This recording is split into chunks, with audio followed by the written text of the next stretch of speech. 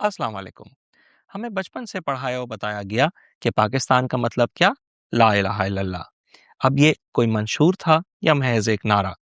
اور اگر منشور تھا تو اس کے پیچھے کیا حقیقت پوشیدہ ہے؟ اسلامی نظام کسے کہتے ہیں؟ اس کی کیا افادیت ہے؟ اور پاکستان میں اس کا نفاذ کس طرح ممکن ہے؟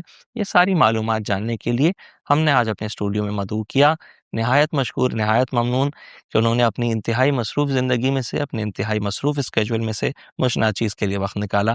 ہمارے ساتھ ہیں آج سر شیخ الدین شیخ صاحب، امیر تنظیم اسلامی۔ سر السلام علیکم، وعلیکم السلام ورحمۃ اللہ وبرکاتہ۔ کیسے ہیں آپ؟ الحمد للہ۔ ویسے تو جزاک اللہ خیرن، اور بڑی محبت آپ کی، اللہ کو خوش رکھے بیٹا۔ شکریہ، آپ کی دعا سے ہیں، آپ کی تعلیمات سے ہیں، آپ کی سکھائے سے جو ہیں۔ جزاک اللہ خیر، اللہ قبول فرمائے۔ قبلہ، سب سے پہلے آپ بتائیے کہ آپ کا تعلیمی سفر کیا رہا، بچپن کیسا تھا؟ بہت سی باتیں ہم آپ سے سنتے رہتے ہیں، ماشاءاللہ سے 20 سال 22 سال سے میں سن رہا ہوں، مگر کبھی ہم نے یہ نہیں سنا کہ بچپنا کیسے گزرا اور وہاں سے یہاں تک کیسے پہنچے۔ اچھا جی، بسم اللہ الرحمن الرحیم۔ بھارت بچپن اسی طرح جیسے اکثر ہمارے لوگوں کا گزرا ہے۔ براٹ اپ میرا کراچی کا ہی ہے۔ فور فادرس ہمارے انڈیا سے، گجرات سے مائگریٹ کر کے آئے تھے پارٹیشن کے ٹائم پر، اور کراچی میں پھر ہمارا براٹ اپ کا سلسلہ رہا۔ تو بچپن میں جیسے پاکستان میں کرکٹ سبھی لوگ کھیلتے ہیں، ہم بھی کرکٹ کھیلتے تھے، کبھی فٹ بال بھی کھیلا۔ اسی طریقے پر کچھ گھومنے پھرنے کا بھی ہلکا پھلکا سا سلسلہ رہا۔ تو اسکولنگ، پھر کالج لائف، تو جس طرح ایک عام زندگی ہوتی ہے ہمارے نوجوانوں کی، اسی طریقے سے گزرتی رہی۔ البتہ کالج لائف تک آتے آتے ہمارے اپنے محلے میں ایک صاحب تھے ماشاءاللہ، ان کی محفل سے کچھ سیکھنے کا موقع ملا، قرآن حکیم کے حوالے سے، دین کے تصور کے حوالے سے۔ پھر ارلی 90s میں ڈاکٹر اسرار صاحب رحمۃ اللہ علیہ، جو تنظیم اسلامی کے بانی بھی ہیں، ہمارے استاد بھی اور ہم سب کے محسن بھی ہیں، ان کے کچھ لیکچرز سننے کا اتفاق ہوا۔ پھر کالج لائف سے آگے بڑھے تو پھر چارٹرڈ اکاؤنٹنسی کا سلسلہ شروع ہوا۔ اس کی ایجوکیشن اور پھر اس کی جو ٹریننگ کا ٹائم ہوتا ہے 4 ایئرس کا، 97 سے 2001۔ تو پھر چارٹرڈ اکاؤنٹنسی بھی چلتی رہی، مگر اس دوران پہ ڈاکٹر اسرار صاحب نے ہمیں پرزس کر لیا، اور پریکٹیکلی پھر 1998 میں نے تنظیم اسلامی جوائن کی۔ جیسے ہی ہمارا آڈر ٹریننگ کا ٹائم کمپلیٹ ہوا تو اس کے next day, that was March 1 2002، March 2002 Quran academy ہم نے جوائن کی۔ وہاں سے پھر ایک 1 ایئر قرآنک لرننگ کورس ہوتا ہے جو ڈاکٹر اسرار صاحب نے شروع کیا، وہ جوائن کیا، اور اس کے بعد پھر قرآن اکیڈمی اور تنظیم اسلامی کا یہ سلسلہ چلتا رہا۔ تو بچپن ایک عام جیسے نوجوانوں کا یا بچوں کا گزرتا ہے، اسی انداز سے دوستیاں، ہلہ گلا، کچھ کھیل کود کا معاملہ، کرکٹ کا معاملہ، اسپورٹس میں تھوڑی بہت دلچسپی کا بھی معاملہ رہا، الحمدللہ۔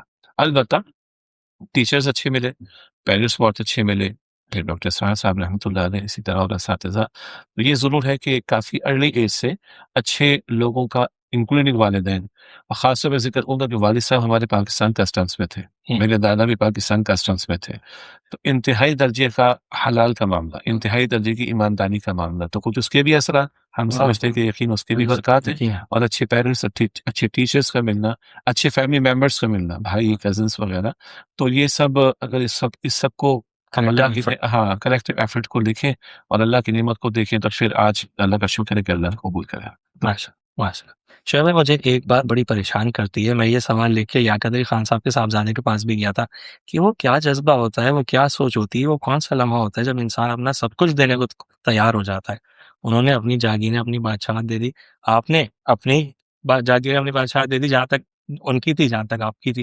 ان سے تو میں ہی پوچھ سکا، نہ ان کے صاحبزادے وہ 10 سال کے تھے جب ان کے والد شہید ہو گئے، انہوں نے بولا وہ آج تک مجھے بھی سمجھ نہیں آیا کہ یہ کیا جذبہ تھا، مگر آج آپ میرے سامنے آپ ہیں اور میں آپ سے یہ سوال کر رہا ہوں کہ آپ نے اپنا اتنا فلرشنگ کیریئر چھوڑا، یقیناً آپ ایک تو اس کو اکمپلش بھی کر لیتے، اور ان نیکسٹ 20 ایئرز آپ ماشاء اللہ، میں آپ کی ذہنی صلاحیتوں سے واقف ہیں، آپ کسی ٹاپ ناچ پوزیشن پہ ہوتے، یہ آپ نے کیسے فیصلہ کیا کہ نہیں میں وہ زندگی ترک کرتا ہوں، نیا فیز اختیار کرتا ہوں؟ دیکھیے بیٹا، سب سے پہلی بات تو ہے کہ اس طرح کی جو ڈیسیجنس ہوتے ہیں، اس میں یقیناً سب سے بڑھ کر اللہ ہی کا فضل ہے، ہمیں تو اللہ ہی کی طرف نسبت اس کو دینی چاہیے۔ دوسری بات ہے کہ کچھ لوگوں کے پاس وہ جاگیریں تھیں، ہمارا مسئلہ وہاں جاگیر بھی کوئی نہیں ہے، یہی ہمارا زیور ہماری تعلیم ہے۔ ہاں، اس لیے کہ کیریئر اس فیلڈ میں چارٹرڈ اکاؤنٹنسی سے پرسو ہو نہیں سکا، اور اللہ نے اسی طرف لگا دیا۔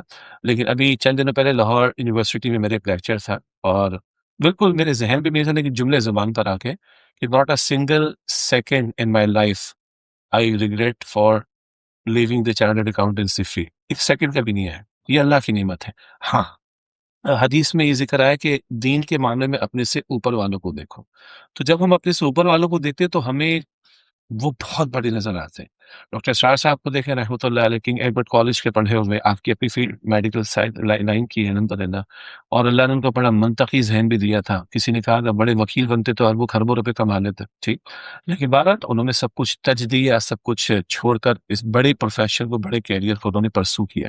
اسی طرح ہمارے ایک استاد ہیں انجینئر احمد صاحب، اللہ تعالیٰ ان کی مغفرت فرمائے، آپ بھی ماشاء اللہ واقف ہیں ان سے، تو اللہ نے ان کو بڑا قبول کیا، انجینئر تھے لیکن اچھی بڑی فیلڈ چھوڑ کر بڑی فیلڈ میں آ گئے، بڑے کیریئر کو انہوں نے پرسو کر لیا۔ تو میں سمجھتا ہوں کہ کہیں کچھ مینٹورس، کچھ بڑے، کچھ ہم سے بہتر اور بہت بہتر لوگ، ان سے انسپریشن کا لیا جانا، یہ بھی اللہ کی توفیق سے بندے کو کریج دیتا ہے، ہمت دیتا ہے، سیکریفائس کرنے کے لیے آگے بڑھا رہا ہوتا ہے، اور سب سے اوپر تو اللہ سبحانہ وتعالیٰ کی فضل کا معاملہ۔ اور آخری چیز اس میں یہ ہے کہ یعنی میں اپنی بات نہیں کر رہا ہوں، لیکن جو آپ نے سوال کر لیا، ہم جنرک انداز میں بات کر رہے ہیں کہ یقین کی دولت بڑی انسپریشن ہے بندے کے لیے، یقین کی دولت جو ہے بہت بڑی موٹیویشن ہے بندے کے لیے۔ اگر بندے کو یقین ہو کہ میں کچھ چھوڑ رہا ہوں، تو پھر اللہ بھی کہتا ہے میں نے تیرے لیے جو کچھ تیار کر کے رکھا ہے تو اس کا تصور بھی نہیں کر سکتا۔ اور اللہ دو مرتبہ فرماتا ہے کہ ومن اصدق من اللہ قیلا ومن اصدق من اللہ حدیثا، کہ اللہ سے بڑھ کر کس کی بات سچی ہوگی، اللہ سے بڑھ کر کس کا قول سچا ہوگا۔ تو اللہ پر یقین وہ شے ہے جو بندے کو بڑے بڑے ڈیسیشنز اور سیکریفائس کے لیے تیار کر لیتی ہے۔ ہم چھوٹے ہیں، اللہ سب سے بڑا ہے، تو اس کی نسبت سے اس پر یقین اور اس پر توکل کر کے بندہ آگے بڑھتا ہے نا، تو اللہ کی ذات بھی بڑی غیور ہے کہ اللہ دیکھ رہے بندہ میری خاطر بہت کچھ چھوڑ رہا ہے، تو کیا اللہ اس کو خالیات لوٹائے گا، کیا اللہ اس کو محروم کرے گا؟ سوال ہی پیدا نہیں ہوتا۔ بہت خوب، بہت خوب قبلہ۔ قبلہ 20-22 سال سے ماشاءاللہ میں بھی آپ کے ساتھ ہوں، آپ کی تعلیمات سے بخوبی واقف ہوں، مگر اس دورانیے میں میرا ایک ارتقاء کا سفر چل رہا ہے، ذہنی ارتقاء کا سفر چل رہا ہے، تعلیم کا سفر چل رہا ہے، تو کچھ میرے ذہن میں سوالات ابھرتے رہے، کچھ لوگوں کے پوچھے ہوئے، کچھ اپنے ذہن میں خود آ گئی، تو ایک سوالات کی کشمکش میں خود تھا، یعنی کہ خود ہی سوال کرتا تھا، خود ہی جواب بھی دیتا تھا، تو میں نے سوچا آپ کی مدد مانگ لی جائے، اور آپ کی مدد مانگ لی جائے تو کیوں نہ اس طرح مانگ لی جائے کہ باقی دنیا بھی فیضیاب ہو سکے۔ تو کچھ کانسیپٹس میں سمجھنا چاہتا ہوں، ریوزٹ کرنا چاہتا ہوں۔ سر میں پہلا سوال یہ کروں گا کہ حضور پاک صلی اللہ علیہ وسلم کی حدیث مبارک ہے کہ بنیان الاسلام علی خمس، اسلام کی بنیاد 5 باتوں پر ہے، جس میں کلمہ، اقرار توحید پروردگار، اقرار رسالت، نماز، روزہ، زکوٰۃ، حج۔ اس میں جب وہ اتنی ماشاء اللہ مبین حدیث ہے، مبین بات ہے، تو انہوں نے اس میں اقامت دین کا تذکرہ کیوں نہیں کیا، یا اس میں اقامت دین شامل کیوں نہیں ہے؟ ماشاء اللہ۔ اچھا، پہلے تو ہمارے ناظرین کی بس کلیئرٹی کے لیے واٹ از اقامت دین، پلیز۔ کہ یہ قرآن ٹرمنالوجی ہے، سورہ شورا کی آیت نمبر 13 میں آتا ہے اقیم الدین ولا تفرقوا، کہ دین کو قائم کرنے کی محنت کرو، یہ دین کو قائم کرو اور اس بارے میں کسی تفرقے میں مبتلا نہ ہو جاؤ۔ حدیث آپ نے پیش کی، سب کو یاد ہے، بخاری شریف اور حدیث کی تمام کتابوں میں، کہ اسلام کی بنیاد 5 باتوں پر ہے۔ آپ کے سوال کا جواب اسی پہلے جملے میں ہے کہ یہ اسلام کی بنیاد ہے۔ عمارت اس سے اوپر کہیں اور۔ ایگزیکٹلی، تو ابھی تو فاؤنڈیشن ہے نا، آپ نے اس اسٹرکچر کھڑا کرنا ہے، فلورنگ کرنی ہے، اس کی پھر فنیشنگ بھی ہوگی، تو اس میں فائنل ٹچز بھی آئیں گے۔ تو یہ اسلام کی بنیادیں ہیں، جس کو ہم انگلش میں پلرز آف اسلام کہتے ہیں۔ اب آپ دیکھیں کسی جگہ کوئی بلڈنگ بنانے کا ارادہ ہو اور پلرز کھڑے کر کے چھوڑ دیں، انکمپلیٹ، تو انکمپلیٹ ہے۔ اب ہم کہیں گے پلرز کو آپ نے کھڑے کیے، بٹ نیچرل پلرز کے بعد آگے اسٹرکچر پورا بننا ہے۔ اب سوال یہ ہے کہ اس حدیث میں اقامت دین کی بات کیوں نہیں آ رہی؟ تو اگلا جواب ہے کہ کیا حدیث ایک ہی حدیث ہے کہ احادیث بہت ساری ہوں گی؟ صحیح ہے، نماز کا، زکوٰۃ کا، روزے کا، حج کا ذکر قرآن کریم میں ہے، لیکن کیا قرآن حکیم میں صرف ان 4-5 باتوں کا ہی ذکر نہیں؟ پورے پیکج کو لینا ہوگا نا۔ جیسے قرآن کہتے ہیں ادخلوا فی السلم کافہ، سورہ البقرہ کے آیت نمبر 208 میں، کہ اسلام میں پورے کے پورے داخل ہو جاؤ۔ تو سر آنکھوں پر ایک حدیث اگر میں آپ کے سامنے رکھوں، جس کو بیان کرنے میں احتیاط کرنی چاہیے، حدیث میں آتا ہے کہ من قال لا الہ الا اللہ دخل الجنہ، جس نے کہا کہ لا الہ الا اللہ وہ جنت میں داخل ہوگا۔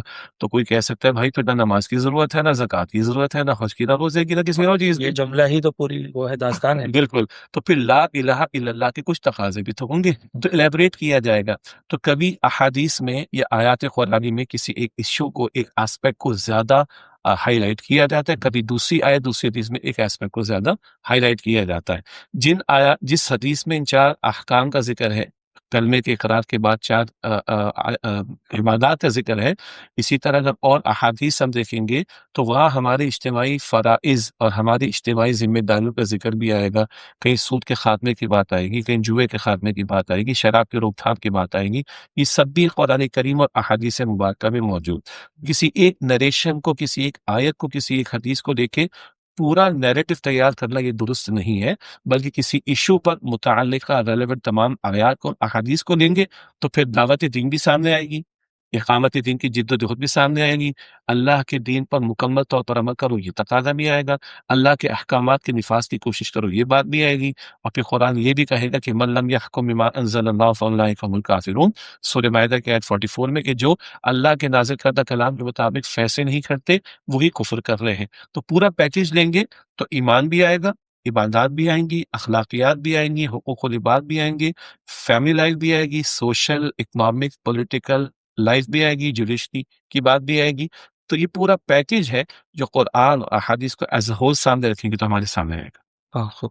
مگر حضور والا، کیا مجھے کوئی ایسے مبین احادیث مبارکہ اور ایسے مبین آیات کہ جن کے اوپر پوری امت کا اجماع ہو کہ جی یہاں یہ اقامت دین کی طرف ہی اشارہ ہے؟ جی میں جیسے عرض کروں کہ آپ نے سورہ شورى کی آیت نمبر 13 کا تذکرہ کیا، تو میں نے کچھ جو میرے پاس تفاسیر موجود ہیں، ایک عبدالماجد دریابادی صاحب کی ہے، ایک محمد اسد صاحب کی ہے، بلکہ تفسیر عثمانی اور تفسیر معارف القرآن تک میں نے دیکھی، اور جو ہے وہ ابن کثیر تک میں نے دیکھی۔ تو جب میں نے اس آیت کی ترجمانی میں نے دیکھی تو انہوں نے صرف اس میں یہ بات لکھی ہے کہ پچھلے تمام انبیاء کا ذکر ہوا ہے، اور یہ فرمایا جا رہا ہے کہ ان تمام کا دین ایک ہی تھا، اور سب اسی دین کے اوپر قائم و دائم رہو، اسی دین کی بنیادوں پر کھڑے رہو۔ تو اس سے یوں کہہ لیجیے کہ اسلامک سسٹم کی طرف کوئی اشارہ نہیں ہوتا، یا میں نے ان کو اس تفاصیل میں نہیں پایا۔ ہاں، جب میں نے مودودی صاحب کی تفسیر دیکھی تو اس پہ 4-5 صفحے لکھے ہوئے تھے، ٹھیک ہو گیا۔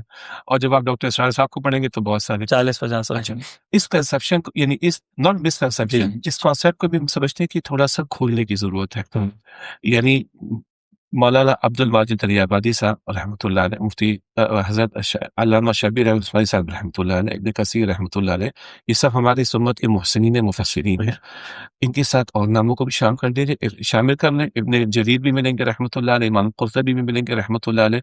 ابن کثیر رحمۃ اللہ علیہ نے اس آیت کے علاوہ اور مقامات پر بھی بہت کچھ کلام کیا ہوگا، تو بہت، اور پھر مولانا مودودی علیہ رحمۃ اللہ، ڈاکٹر اسرار صاحب رحمۃ اللہ علیہ نے، اور دیگر حضرات نے بھی۔ تو یہاں یقین جیسے آپ نے کہا کہ تمام انبیاء کی تعلیمات ایک رہیں، اس پر قائم رہو، بالکل ٹھیک بات ہے۔ تمام انبیاء کی اصولی بات ایک ہی تھی، جی بالکل، اصولی دعوت ایک ہی تھی، لیکن شریعتیں جدا جدا ہیں۔ جیسے قرآن کریم میں سورۃ المائدہ مائدہ میں آتا ہے کہ ہر امت کے لیے شریعت اور منہاج رہا، ان الدین عند اللہ اسلام، دین ایک رہا۔ تو ایک ہے دین پر قائم رہنا، کس معنی میں؟ تمام اصولی تعلیمات انبیاء اور رسول کی ایک ہے، اس میں کوئی فرق نہیں ہے، تم بھی اس پر قائم رہو، ٹھیک ہو گیا۔ ایک تصور انہی تفاصیر میں آپ کو ملے گا کہ بھائی دین کو قائم رکھنے کا مطلب کیا ہے، کہ دین میں تقسیم نہ کرنا، دین میں کوئی کمی بیشی نہ کرنا، جو تعلیمات انبیاء رسول کی تم تک پہنچے اس پر قائم رہو۔ البتہ جب عقیموں کے لفظ کو کھولتے ہیں، جس سے اقامہ یقیمو عربی اسلوب میں بات کی جائے گی، تو اس سے مراد کیا ہے؟ اس سے مراد تو ہے قائم کرنا۔ اچھا، اس کو تھوڑا سمجھیں۔ اگر اللہ کا دین قائم ہے تو پھر اس کو قائم رکھنے کی کوشش کی جائے گی، اور اگر اللہ کا دین قائم نہیں ہے تو اس کو قائم کرنے کی کوشش کی جائے گی۔ مثلا ایک ٹینٹ ہم نے لگا رکھا ہے کسی تقریب کے لیے، یا ادروائز کیمپنگ بھی کر رہے ہیں، اگر زور کی ہوا چلے گی تو کہا جائے گا ٹینٹ کو قائم رکھو، بھائی پکڑو اس کی رسی مضبوط کرو۔ لیکن اگر ہوا اور تیز چل کر کیمپ گر جائے گا تو اب کیا کریں گے؟ قائم کرنے کی بات کریں گے۔ اچھا، اب سوال یہ ہے، کیا اس آئے سے سسٹم نکلتا ہے؟ کیا عقیم الدین کے الفاظ سے سسٹم نکلتا ہے؟ بالکل نکلتا ہے۔ شاید ہمارا فوکس عقیموں کے لفظ پر زیادہ اس وقت رہا، آئیے لفظ دین کو بھی سمجھ لیں۔ واٹ از دین؟ تو دین کو جب ہم قرآن حکیم کی آیات کی روشنی میں دیکھتے ہیں تو دین کا ترجمہ بدلہ بھی بنتا ہے، ریوارڈ یا پنشمنٹ۔ سورہ فاتحہ کی آیت نمبر 3 ہے، مالک یوم الدین۔ دین کا ترجمہ لا بھی بنتا ہے، سورہ یوسف کی آیت نمبر 76 میں ہے کہ ما کان لیأخذ اخاه فی دین الملک، بادشاہ کے دین میں رہتے ہوئے، اس کے قانون کے مطابق تو یوسف علیہ السلام اپنے بھائی کو روک نہیں سکتے تھے، تو اللہ تعالیٰ نے ایک ترکیب بتا دی۔ دین کا مطلب جو ہے وہ سسٹم کا بھی آتا ہے، سورہ انفال کی آیت 39 ہے، وَقَاتِلُهُمْ حَتَّى لَا تَكُونَ فِتْنَةٌ وَيَكُونَ الدِّينُ كُلُّهُ لِلَّهِ۔ ایک اخلاق قتال کرو یہاں تک کہ فتنہ ختم ہو جائے، اور دین نظام اللہ سبحانہ تعالیٰ کے لیے ہو جائے۔ اور دین کا مطلب اطاعت کے معنی میں بھی آتا ہے، سورہ زمر کی آیت نمبر 3 میں الا للہ دین الخالص، کہ آگاہ ہو جاؤ کہ اطاعت تو خالص اللہ کے لیے ہے۔ تو جو اس میں موسٹ کمپریہنسو ورڈ ہے وہ نظام، اردو میں ہم کہیں، انگلش میں ہم سسٹم کہیں، تو دین کو قائم کرنا یعنی دین کے نظام کو قائم کرنا۔ اب سوال ہے دین نے کوئی نظام بھی دیا ہے؟ یہ اصل سوال تو یہ بنتا ہے۔ تو کوشچن یہ ہے کہ جب ہم اللہ کے دین کی تعلیم، جس کی بیسک سورس قرآن اور حدیث ہے، قرآن و سنت ہے، جب اللہ کے دین کی بیسک سورسز کو ہم پڑھتے ہیں تو دیکھنا پڑے گا کیا وہاں صرف انڈیویجول لائف کے لیے گائیڈ لائنز ہیں یا کلیکٹیو لائف کے لیے بھی گائیڈ لائنس ہیں۔ تو ہم پڑھتے ہیں قرآن میں نماز کا ذکر بھی، لیکن نماز با جماعت کا ذکر بھی ہے۔ ہم نماز کے ساتھ زکوٰۃ، حج، روزہ، قربانی، صدقہ، خیرات کو بھی پڑھتے ہیں۔ ہم سچ کے بارے میں، جھوٹ کے بارے میں، غیبت کے بارے میں، وعدہ خلافی یا وعدہ پورا کرنا، امانت، ان سب کے بارے میں بھی پڑھتے ہیں۔ مگر ہم یہ بھی پڑھتے ہیں کہ تمہارے فیصلے جو ہے وہ اللہ کی تعلیم کے مطابق ہونے چاہیے۔ ہم یہ بھی وہاں پر پڑھتے ہیں کہ سود کا معاملہ ختم نہیں کرتے تو اللہ اس کے رسول سے جنگ کے لیے تیار ہو جاؤ۔ تو کٹ شارٹ دا اسٹوری، دین کے احکام انڈیویجول لائف کے لیے بھی ہیں اور کلیکٹیو لائف کے لیے بھی ہیں، اور جب تک کلیکٹیو لائف میں دین کے احکام نافذ نہ ہو، پورے دین پر عمل نہیں ہو سکتا۔ تو دین سسٹم دیتا ہے اور اس سسٹم کی اسٹیبلشمنٹ بھی چاہتا ہے۔ اچھا، یہ بیان کرتے مجھے یاد آیا، آپ نے چند مفسرین کے نام لیے، ایک آدھ کا میں نے اضافہ کر دیا۔ یہ ہے مفسرین جو تفسیر بیان کرتے ہیں۔ ان حضرات نے بھی اس بات کو بیان کیا، ابن جریر رحمۃ اللہ علیہ، امام قرطبی رحمۃ اللہ علیہ، ایون ابن کثیر رحمۃ اللہ علیہ، اور یہ کمپائلیشنز آپ کو ملیں گی۔ مثلا ایک بڑے عالم دین مولانا زاہد اقبال کا نام، اور ان کی کتاب ہے اسلامی نظام خلافت اور ہماری ذمہ داریاں۔ انہوں نے امت کے مفسرین، پھر محدثین، پھر فقہا، ان سب کی آراء کو پریزنٹ کیا کہ ان سب کے نزدیک اللہ کے دین کے غلبے کی جد و جہد کرنا فرض ہے۔ اس کی ایگزامپلس میں نماز ہم ادا کرتے ہیں، لیکن نماز سے پہلے وضو شرط ہے، وضو کے بغیر نماز نہیں ہو سکتی۔ نماز فرض ہے، وضو ایک پری ریکویزٹ ہے۔ اچھا، فرض کو ادا کرنے کا اگر ایک پری ریکویزٹ ہوگا تو وہ بھی فرض ہو جائے گا، کیونکہ اس کے بغیر وہ اگلا فرض ادا نہیں ہو سکتا۔ تو قرآن پاک کہتا ہے کہ چور کے ہاتھ کاٹے جائیں، قرآن پاک کہتا ہے قاتل کو سزا دی جائے، قرآن پاک کہتا ہے کہ زانی کو سزا دی جائے، قرآن پاک کہتے ہیں کہ سود کے خاتمے کا معاملہ اینڈ سو آن۔ یہ میں اور آپ اکیلے تو نہیں کر سکتے، تو اس کے لیے، اس کی انفورسمنٹ کے لیے سسٹم کی ضرورت ہوگی۔ اچھا، جب تک وہ ہم قائم نہیں کرتے تو ان احکامات پر عمل نہیں ہو سکتا۔ اور فرض صرف چار باتیں نہیں ہیں نماز کا، اللہ کے تمام احکامات ہمارے ذمہ فرض ہیں، اور جس چیزوں سے منع کر دیا گیا، پروہیبیشن ہے، وہ ان سے بچنا بھی فرض ہے، لازم ہے، اوبلیگیٹری ہے۔ تو اگر نماز فرض، وضو شرط، وضو نہیں تو نماز ادا نہیں ہو سکتی۔ تو اللہ کے بہت سارے احکامات جو کلیکٹیو افیئرز آف لائف سے متعلق ہیں، ان کی امپلیمنٹیشن نہیں ہو سکتی جب تک کہ سسٹم اسٹیبلش نہ ہو۔ تو وہ اسٹیبلشمنٹ کی اسٹرگل کرنا اپنی جگہ فرض ہے۔ فقہا اس کو کہتے ہیں مقدمت الواجبی واجبۃ۔ واجب اور فرض اکثر فقہا کے سیم بھی رہتا ہے۔ تو مقدمت الواجبی، کسی واجب یا فرض کا اگر کوئی پری ریکویزٹ ہے تو وہ پری ریکویزٹ کرنا، پورا کرنا بھی فرض ہو جائے گا۔ یہ ٹرمینالوجی آپ کو ان تفاسیر میں یا کچھ اور تفاسیر میں بھی انشاءاللہ تعالی ملے گی۔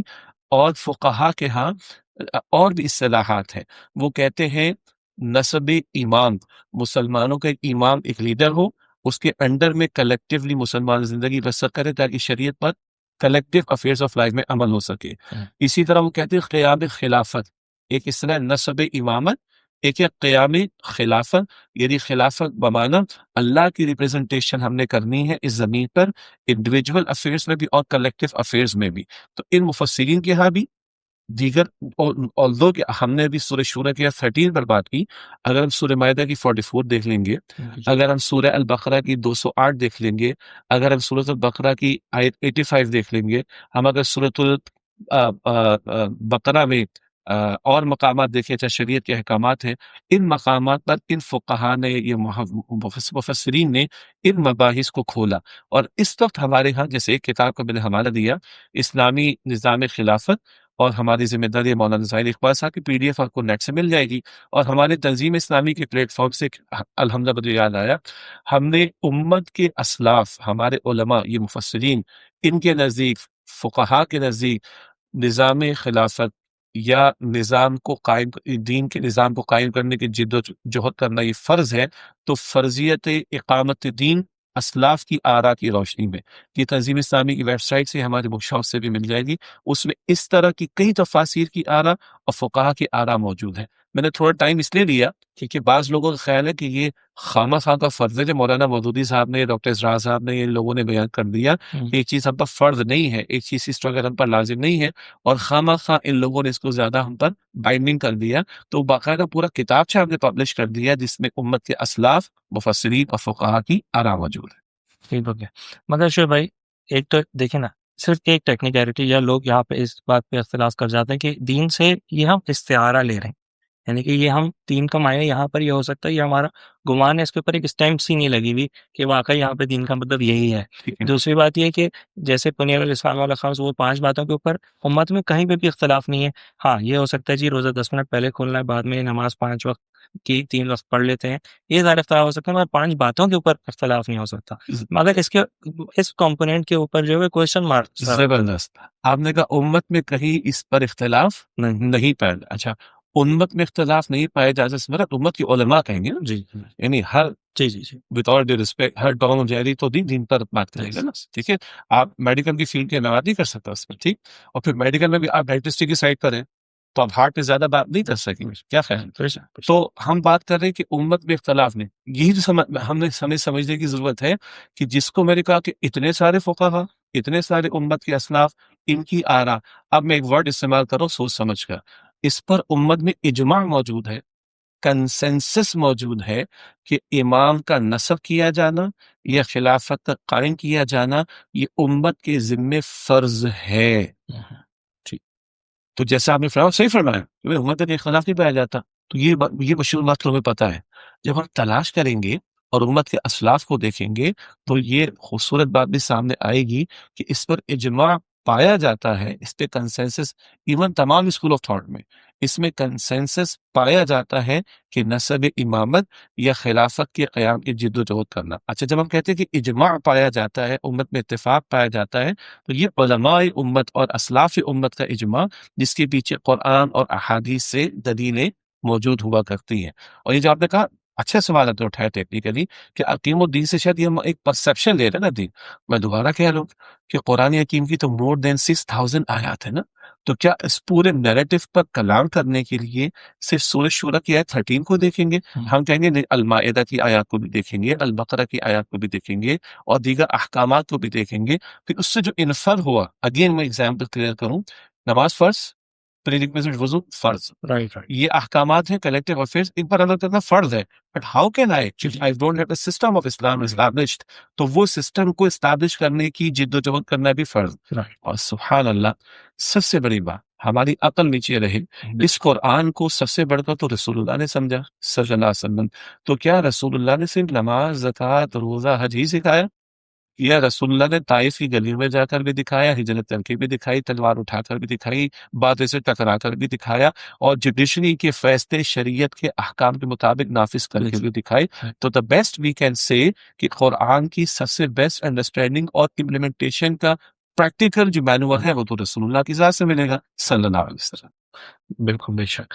مگر شیخ بھائی مجھے یہ بتائیے کہ حضور صلی اللہ علیہ وسلم نے سلطنت کا مطالبہ کب کیا؟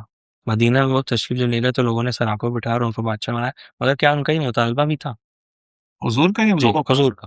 اچھا، حضور کا مطالبہ تو چھوڑے، ہی تو اللہ کا مطالبہ تھا. پہلے دن سے سورہ مزمل آ گئی، سورہ مدثر آ گئی. سورہ مزمل میں رات کو کھڑا ہونے کو کہا جا رہا ہے، اور سورہ مدثر میں کیا کہا جا رہا ہے؟ وَرَبَّكَ فَكَبِّرْ، اپنے رب کی بڑائی کا بول بالا کیجیے.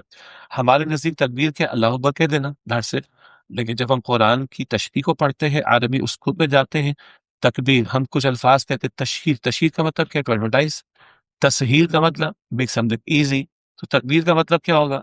تو میک سم تھنگ بگ. تو اللہ کو بڑا کرو، ایک عجیب ترجمہ لگے گا، لیکن ترجمہ یہ بنتا ہے اس کا. اللہ کو بڑا کرنے کا مطلب وہ بڑا ہے، اس کی بڑائی مانی نہیں جا رہی، وہ بڑا ہے، اس کے احکام کا نفاذ نہیں کیا جا رہا. اچھا، اللہ کے رسول سے کہلوایا گیا صلی اللہ علیہ وسلم سورہ شورہ کے آیت نمبر 15 میں، وَأُمِرْتُ حُكُمًا وَأُمِرْتُ لِأَعْدِلَ بَيْنَكُمْ، فرمایا کہ مجھے حکم دیا گیا میں تمہارے درمیان عدل کو قائم کر دوں.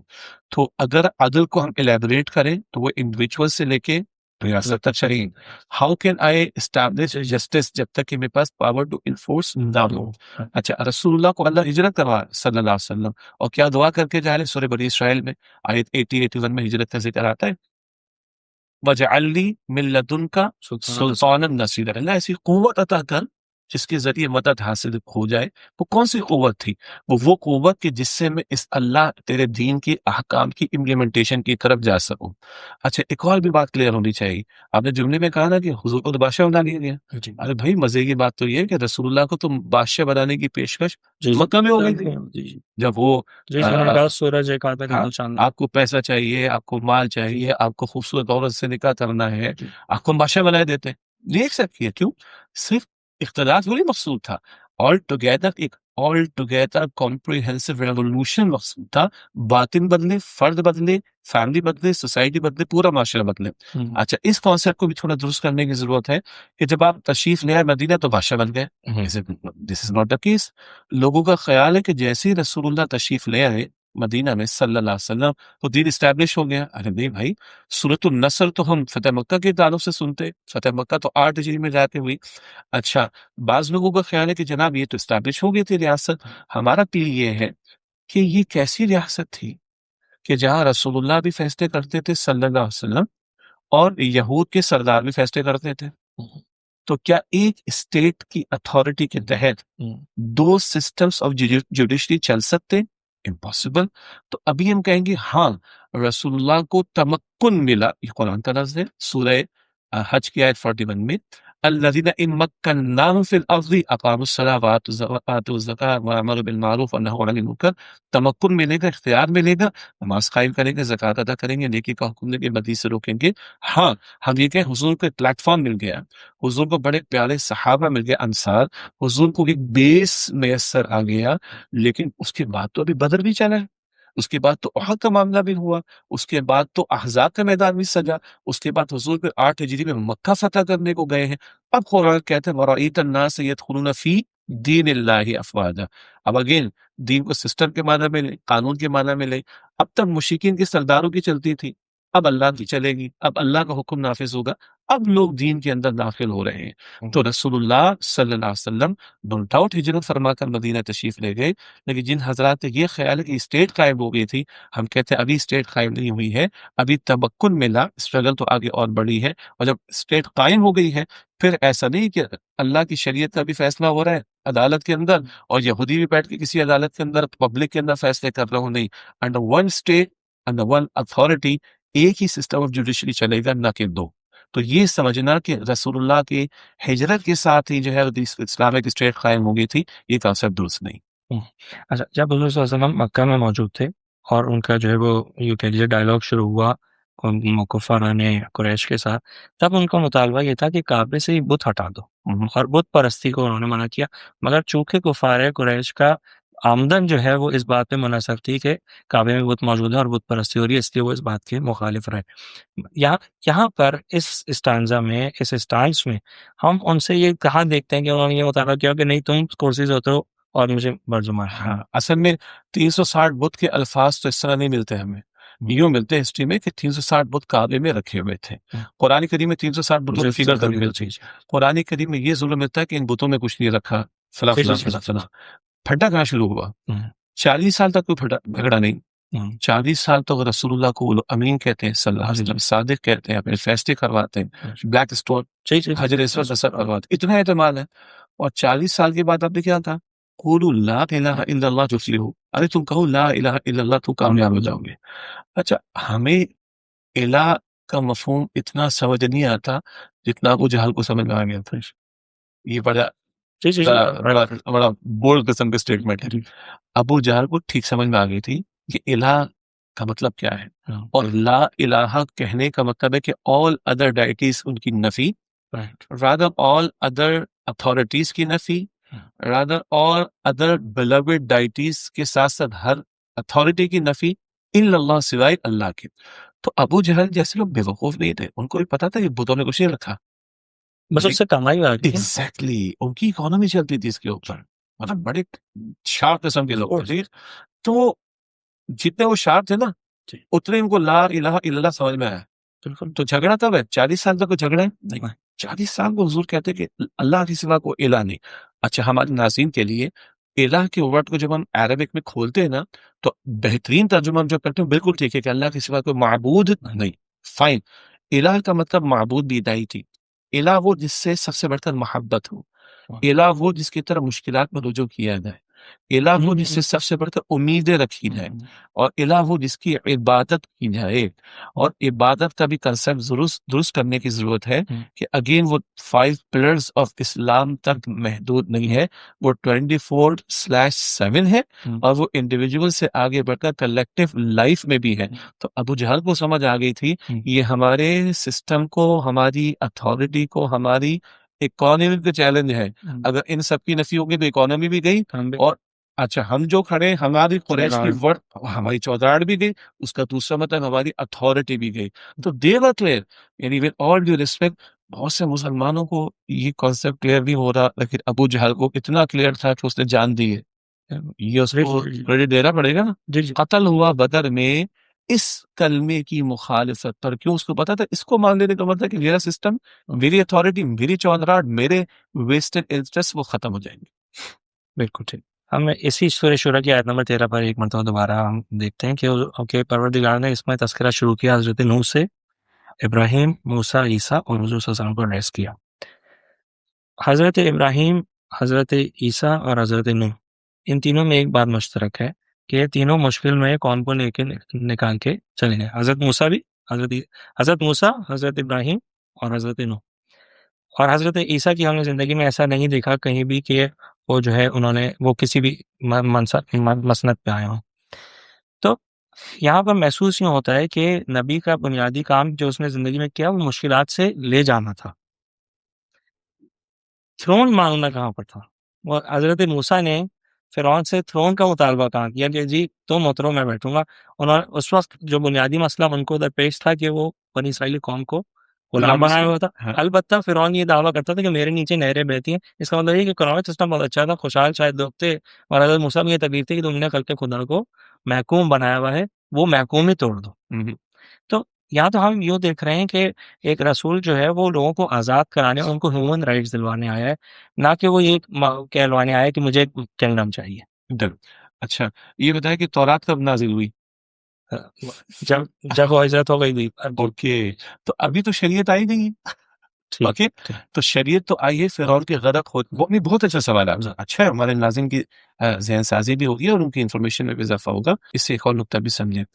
تورات نازل ہوئی جب فرعون اور آل فرعون غرق ہو گئے۔ صحیح، جیسے کہ موسیٰ علیہ السلام اس سے پہلے بھی رسول ہیں، تو ایک ضمنی نقطہ ہے، ایک ضمنی نقطہ ہے کہ اللہ کی وحی پیغمبر پر کتاب کے علاوہ بھی آتی ہے۔ بے شک وہ خواب کی صورت ہو سکتی ہے، اعلان کی صورت ہو سکتی ہے۔ ایگزیکٹلی، تو اب تک جو موسیٰ علیہ السلام کر رہا تھا وہ اللہ کی وحی کے مطابق بھی تو تھا، البتہ ابھی تورات نہیں ملی۔ تو اچھا، اور بہت اچھی بات آپ نے کہی، تو موسیٰ علیہ السلام کا ایک بڑا آبجیکٹو کیا تھا، ان کے ذمہ کیا ذمہ داری تھی؟ ایک غلام مسلمان قوم، ایک غلام مسلمان قوم کو نجات ملے۔ پاکستان بھی کیا تھا، جی پہلے آزاد ملک تو ملے، پھر پاکستان میں اسلام اسٹیبلش کرنے کی کوشش کریں گے، موقع ہو تو بات کر لیں گے انشاءاللہ۔ تو پہلا اسٹیپ تو تھا کہ غلام قوم کو نجات ملے، نجات ملے گی، آزادی ملے گی تو خطہ حاصل کرنا ہے، اور پھر شریعت عطا ہوگی تو اس کو اسٹیبلش کرنا ہے، اور جب اسٹیبلش کرنے کا ٹائم ہے تو قوم بھاگ گئی۔ قوم سے کیا کہا؟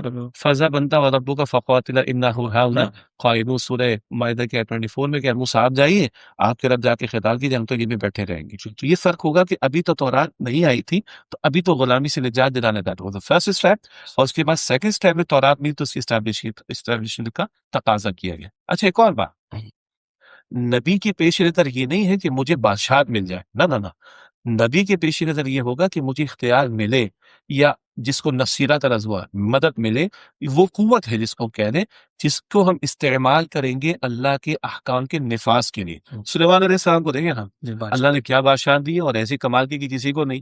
اب وہ بادشاہ جب ہاتھ میں ہے تو بلقیس کو جو خط لکھا ملکہ کو، ٹون کیا ہے؟ انہ من سلیمان وَإِنَّهُ بسم اللہ الرحمن الرحیم اللہ تعالی علیہ وَأْتُونِي مُسْلِمِينَ، اتھارٹی دے گا سلیمان کی طرف سے علیہ السلام، اللہ کے نام سے جو رحمان الرحیم، ہمارے مقابلے میں زرکشی نہ کرنا اور مسلمانوں پر ہمارے پاس آ جاؤ۔ یہ ٹون کب آ رہی ہے؟ اختیار موجود ہے۔ بالکل ٹھیک۔ اچھا، ایک آپ نے تذکرہ کیا ہے جنگ بدر، جنگ احد، جنگ احزاب کا۔ ایک کانسیپٹ میں چاہتا ہوں کہ یہاں آپ کلیئر کیجیے گا کہ کیا رحمت للعالمین والے رسول نے کبھی اوفینسو وار بھی کی یا ہمیشہ ڈیفینسو وارز کی؟ ہاں، یہ بھی ایک لوگوں کا کنسپٹ یہ ہے کہ ہمیشہ آپ ڈیفینسو رہے ہیں۔ اچھا، بدر شروع کیسے ہوا؟ وہ تو شروع ہی آفینس سے ہوا ہے۔ بڑا عجیب لگتا ہے یہ معاملہ، بہت عجیب لگتا ہے یہ معاملہ۔ اچھا، ہم بدر کو دیکھتے ہیں، بدر سے پہلے 15 سال نہیں دیکھتے۔ اچھا، ایک اور ہمارے ناظرین کی اور دلچسپی کے لیے، مکے کی 13 سال کوئی جنگ نہیں ہوئی نا؟ مگر وہ آپریشن تو ہوتا رہا مستقل۔ اگری، اس آپریشن کے دوران میں 2/3 2/3 قرآن نازل ہو رہے ہیں، اور اس سے ایک اللہ والوں کی جماعت تیار ہوئی جنہوں نے اپنے کردار کی بھی گواہی پیش کی ہے، استقامت کا مظاہرہ کیا۔ مکے کے 13 برس کوئی جنگ نہیں ہوئی، ہجرت ہوتی ہے، اللہ اجازت دیتا ہے سورۃ الحج کی آیت 39 میں کہ اذن للذین یقاتلون بانہم ظلموا، جن پر ظلم کیا گیا ان کے لیے قتال کی اجازت کا معاملہ آ گیا۔ ہجرت ہو جاتی ہے، قتال کا حکم آتا ہے۔ اچھا، بدر تو نظر آتا ہے، مگر بدر سے پہلے 8 ایکسپیڈیشنز ہیں، یعنی 4 مہمات جن کو ہم غزوات کہتے ہیں، جس میں رسول اللہ خود تشریف لیں گے صلی اللہ علیہ وسلم، اور 4 مہمات ایکسپیڈیشنز جس میں آپ نے کسی صحابی کو امیر بنا کر بھیجا، جن کو ہم سریہ کہتے ہیں، جس کی پلورل ہے سرایا، اور اسی میں ایک جھڑپ میں ایک مشرک بھی قتل ہوا مسلمانوں کے ہاتھوں۔ پھر بعد میں جو ابو سفیان بعد میں ایمان لائے، ابھی نہیں، ان کے تجارتی قافلے کو انٹرسیپٹ کرنے کا ارادہ کیا رسول اللہ علیہ الصلوۃ والسلام نے، اور انہوں نے مکہ مکرمہ کال بھجوائی کہ ہمیں آ کے سپورٹ کرو، ہمیں مسلمانوں سے بچاؤ۔ تو یہ بات لوگ نظر انداز کر دیتے ہیں کہ جب تک ہاتھ بندھے ہوئے تھے مکہ مکرمہ میں، سورہ نساء کی آیت 77 ہے، کفوا ایدیکم، اپنے ہاتھوں کو باندھے رکھو، تو کوئی آفینس نہیں ہوا، آگے بڑھ کے بات نہیں ہوئی۔ لیکن جب مکہ مکرمہ کے بعد ہجرت ہوئی ہے، ہجرت کے دوران قتال کی پرمیشن اور ہجرت کے بعد قتال کا حکم آ گیا ہے، تو اب اللہ کے رسول علیہ الصلوۃ والسلام نے خود ان کی لائف لائن رحلۃ الشتاء والصیف اس کو بریک کیا ہے، اور آپ نے کہا کہ اب تمہارے اوپر نگاہ رکھیں گے ہم، جس کے نتیجے میں بدر سجا ہے۔ یہ ہم بھول گئے۔ ہاں، یہ ضرور کہا جائے وہ رحمت للعالمین ہے نا صلی اللہ علیہ وسلم، تو انہوں نے جنگوں کو بھی تہذیب سکھا دی، جنگوں کو بھی آداب سکھا دیے، اس کی تفصیل اپنی جگہ پر ہے۔ اب نمبر آف کیجوالٹیز کو دیکھ لیجئے، اور کتنی میکسیمم ٹائم اوائڈ ہوا ہے، اور ایون سورہ توبہ کتنے سخت الفاظ اللہ کے عذاب کے اس میں آئے ہیں، لیکن سورہ توبہ کے شروع میں قرآن کہتے ہیں وَإِنْ أَحَدٌ مِّنَ الْمُشْرِكِينَ اسْتَجَارَكَ فَأَجِرْهُ حَتَّى يَسْمَعَ كَلَامَ اللَّهِ، اگر مشرکین میں سے کوئی تم سے پناہ مانگے یہاں تک کہ وہ اللہ کا کلام سن لے، اس کو پناہ دے دو۔ آگے قرآن کیا معاوضہ دیتا ہے، ذَلِكَ بِأَنَّهُمْ قَوْمٌ لَا يَعْلَمُونَ، اس لیے کہ وہ لوگ ہیں جو جانتے نہیں ہیں۔ میدان جنگ میں بھی اگر وہ پناہ مانگے تو دے دو، تو قتل اور قتل برائے قتل مطلوب نہیں ہے۔